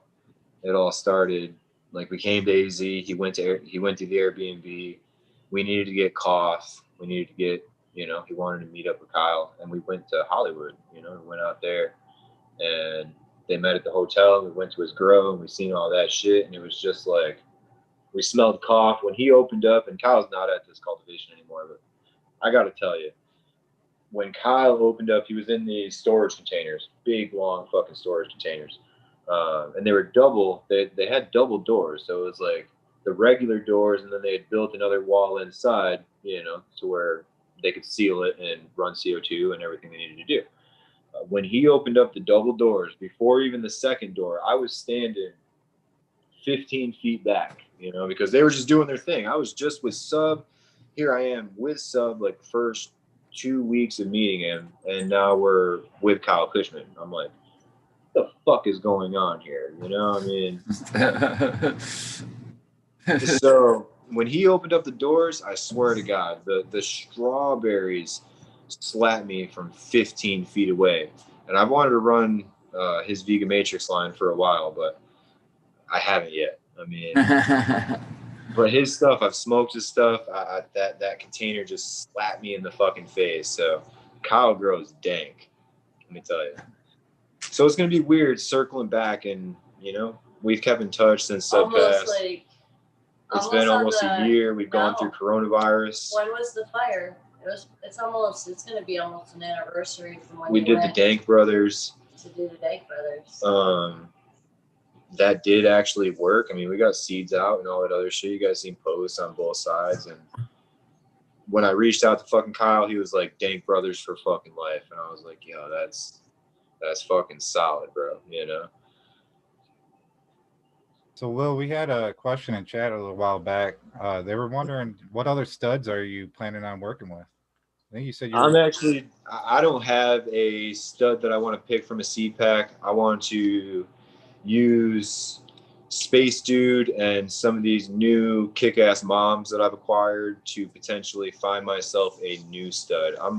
It's cool that we bring up stud. I'm actually really considering not working with Space Dude at all. I'm considering finding my own stud to move forward with, just because there's 2, 3, 4 other breeders that I do have respect for. You guys gotta understand. I mean, even though I fucking do what I do, it's the only way I can explain it. I do have respect for them on different levels. You know, if it's their weed, or I just had some purple jihad that was fire as fuck. No bullshit. I mean, it was fucking great. That's the purple Afghani times dude, right? Is that times dude?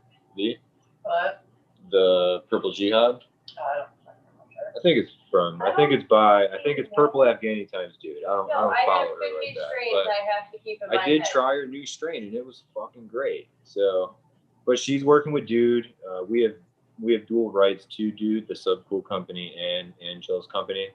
I just have respect for what they all did together, and here's where I'm at with the strains. I've been approached by almost every breeder that Sub has worked with, and they've all said, I collaborated on this strain. I have some rights to this strain, you know, and we kind of go back and forth, and that sucks.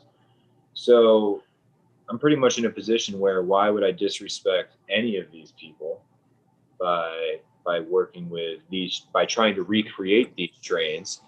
If I'm going to do anything, use those strains in future crosses or F2s or something along those lines. I'm not super excited about F2s. Let's just be honest. I really just want to do my own thing with him always in mind. I want to take his fruit profiles and make them more dank.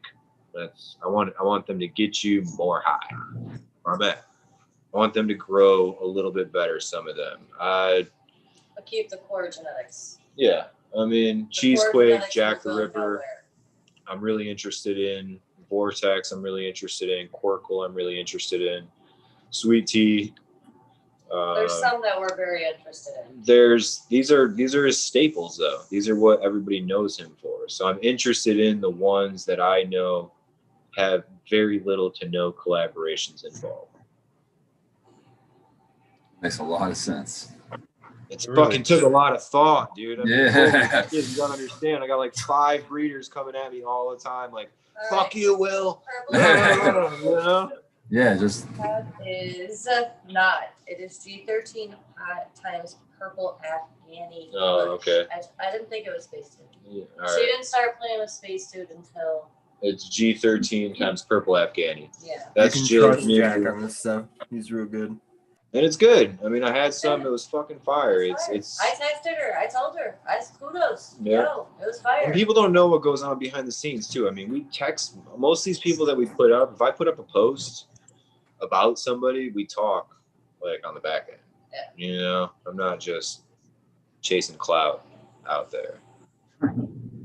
It's more like, you know, and we all try to stay cordial on the back end too. Even some of the shit that pops up, we all have each other's numbers. When the shit was going on my page, we were actually texting, trying to resolve shit. That's why nothing went back up. I'm not gonna be that person. So there is real connections here that people don't see, and we're not fucking killing each other. Let's put it that way. Yeah.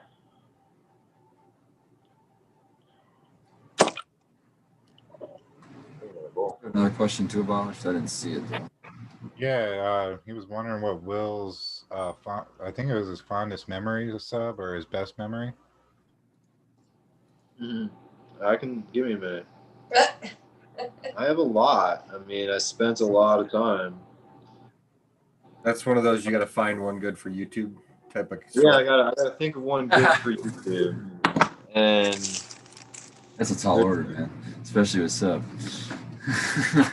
I mean, we did a lot of cool shit. I don't know if I want to do Vegas or. I mean, Vegas was sick. Well, there's a bowling alley, like that was sick. No. I'll do Vegas because that's when I really figured out who sub was. So in the midst of the fire, I'm gonna pack a bowl first. This would be time frame. Is midst of the fire, insurance check just coming in, MJ BizCon for the first year in Vegas, nowhere to live, old truck.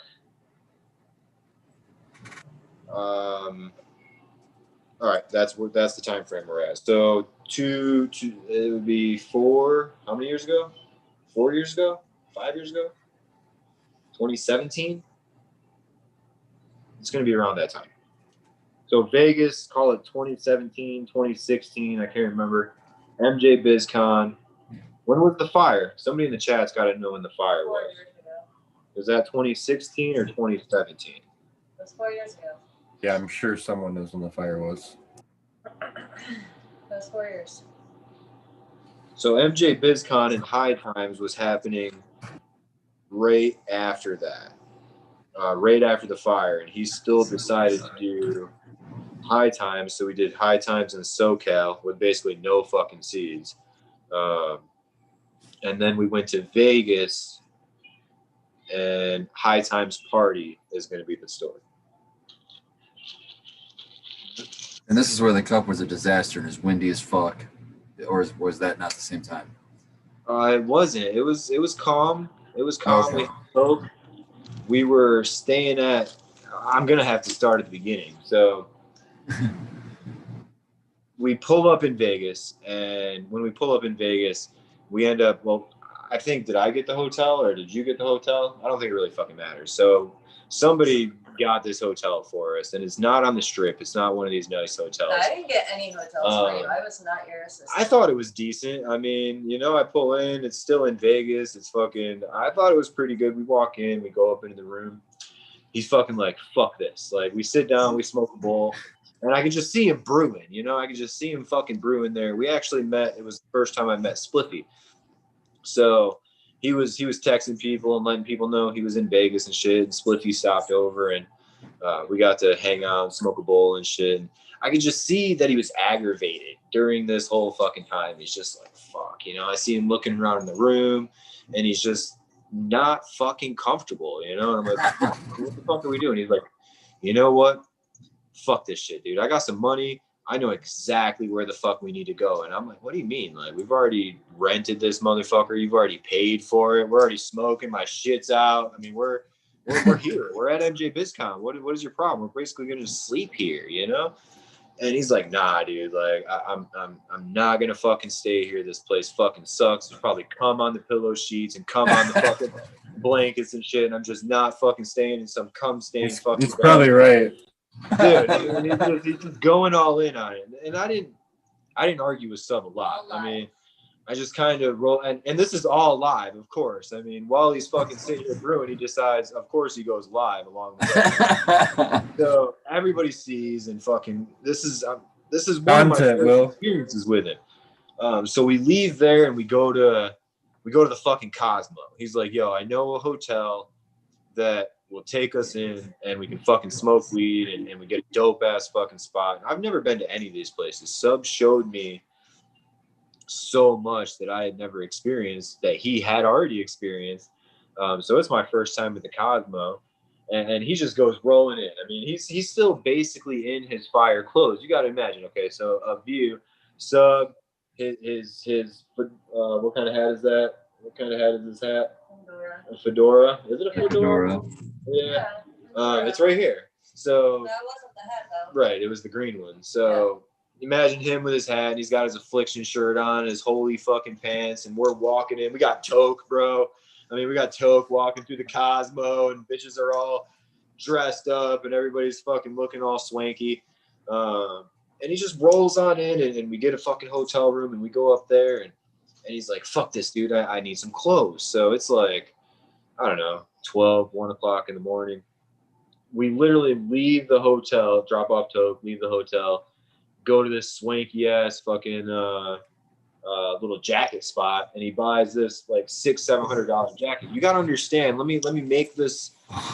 Let me help everybody understand this. Sub lived up on the hill for years as kind of a minimalist, as somebody that didn't really buy anything. He had his truck, he had his 4-wheeler, he had his weed. He'd spend money on pot. He'd spend money on his house and his kids and making sure everything was okay. He had never been let loose. What we got the last 4 years was a man that has been stuck on the hill growing weed for 20 fucking years, guys. You know what I'm saying? So he's fucking wild. He's just fucking crazy. He's like, bro, I got some money. My fucking house burned down. That's when he was like, if you guys, that's when he was using the whole hashtag burn your fucking house down. He was having a blast, bro. He was like in his 20s all over again. So I got just a wild, crazy. No, I got it. You didn't subcool. I got it. The jacket wasn't in. We went to a high times party, and I busted my ass. So I had some friends over at Advanced Nutrients, and Advanced Nutrients was throwing a party, a high times party at some fucking place in Vegas. I can't even remember where it was, but it's got a bowling alley in there, right? And they were gonna have Red Man and Method Man, and I got us VIP to where we were getting food and all that other shit. And again, fucking here it is, day 2. I see Sub fucking brewing. Danny's there. Danny's walking around, and Sub says hi to Danny for a minute, and then he fucking walks away, and he's kind of like around right here, and I can just see him. He's fucking pissed, dude. He's like, I'm like, dude, what's wrong? I mean, I'm eating food. I'm having a good time. Everything's good. I'm also married, you know, so I don't recognize what's going on. And he's like, Will, I'm fucking out this bitch. He's like, dude, this is a sausage fest. Like, literally guys everywhere. And I stop for a second. I look around, and I'm like, dude, you're right. I mean, there's guys everywhere. And what does Sub do? I mean, Sub reaches out to Don and Crockett, gets us up into the 47th floor of the Palms. They had rented. Oh, fuck. We have, this is, look at this. So you want to see? What he chose. This is what Sub gets. We still have it. At 2 o'clock in the morning in Vegas. Oh man, That's nice. That's nice, right? That's wild. I mean, I look at this. Look how swanky he got, He's really feeling himself. I mean, anchor shift. Oh, yeah. It had purple. It's got to be purple and green. It was purple and green, dude. Come on now. Oh yeah. Yeah, 2 favorite colors. Even got the danker sheath in the fucking. So that's the Sub cool I got. Is I just got a wild, crazy rock star madman. Right? That's awesome. I didn't get the same breeder dad, that Jinx and Heroes and everybody else got. I didn't get that person. I got a fucking awesome rock star for $4. I mean, so that's where that's at.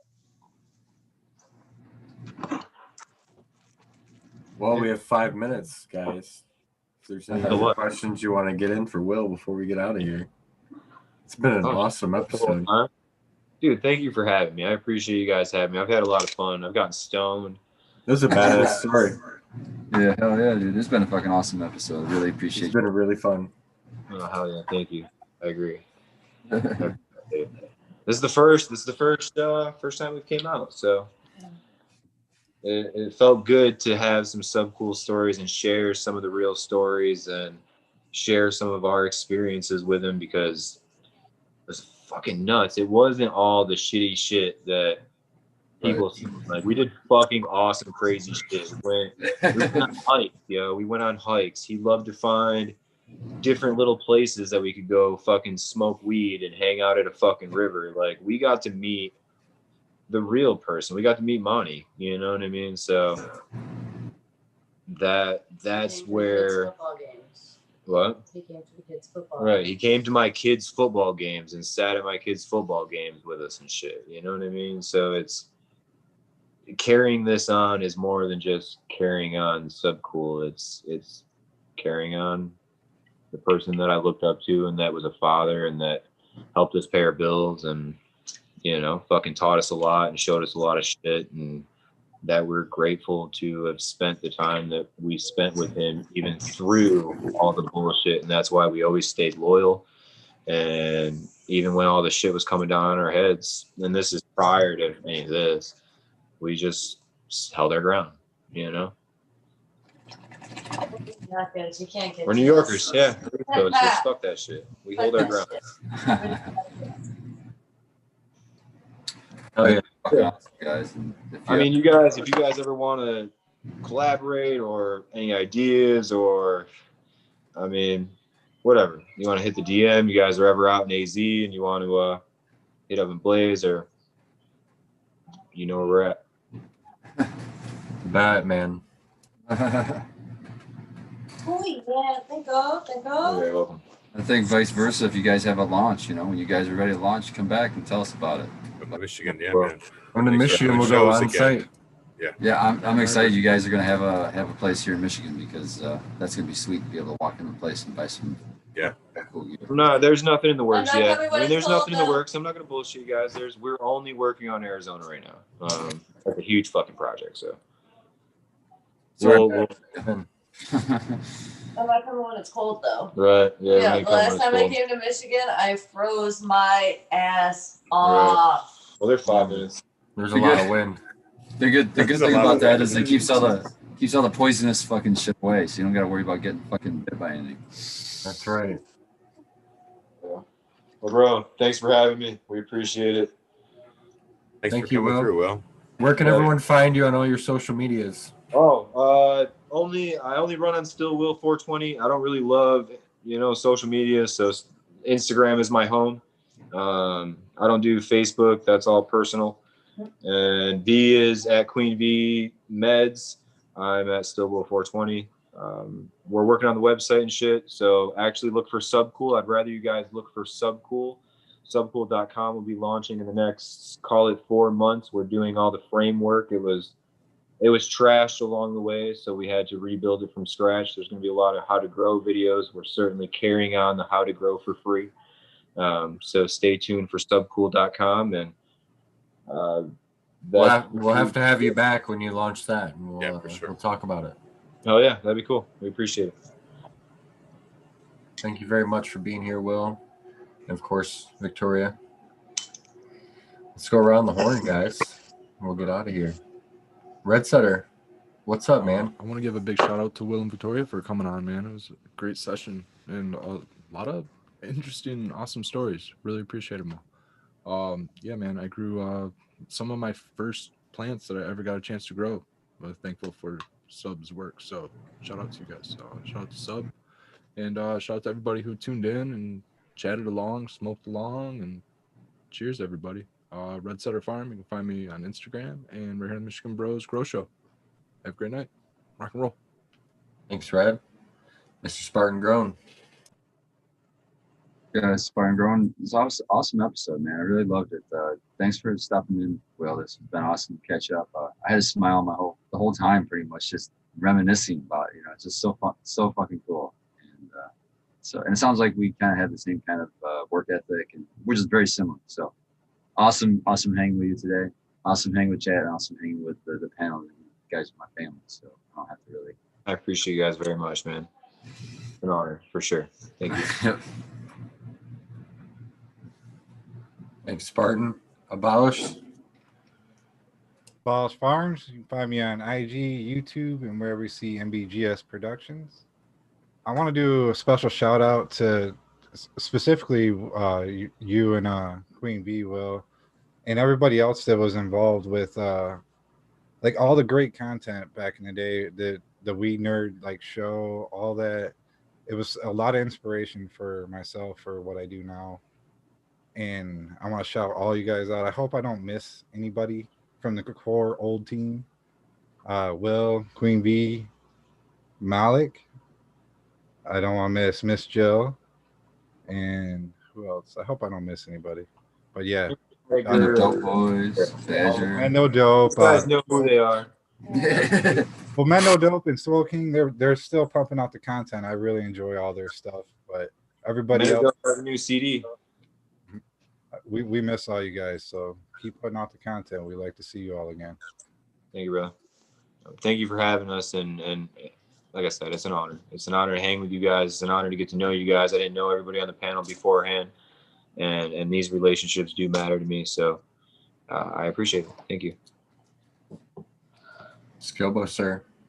It's a good time, man. I appreciate it. It's good to see you, Will. And I really feel like you guys have the core principle and idea of down what you want to do. So I see success for you in the future. Just rise above all the bullshit and remember that we really are all guided by the plan in this. And with that, I think that, as always, the show is a great way for me to wind down personally at the end of the weekend and get ready to recharge my battery. And if you like the content, come back through on Monday nights at 11 p.m. Eastern Standard Time to hang out with me and Red Setter Farm. Otherwise, you can come through on Thursdays for the Wake and Bake. That's at 6 a.m. Eastern with Dankman Dan, Sequence, Tara, and myself. And Frugal Force, as always. Saturdays. Nice job. There you go. Well done. Thank you very much, Will. Thank you, chat, for stopping by. Thank you, panel, for being here very, very much. Easy Swap Pods. Check them out. EasySwapPods.com.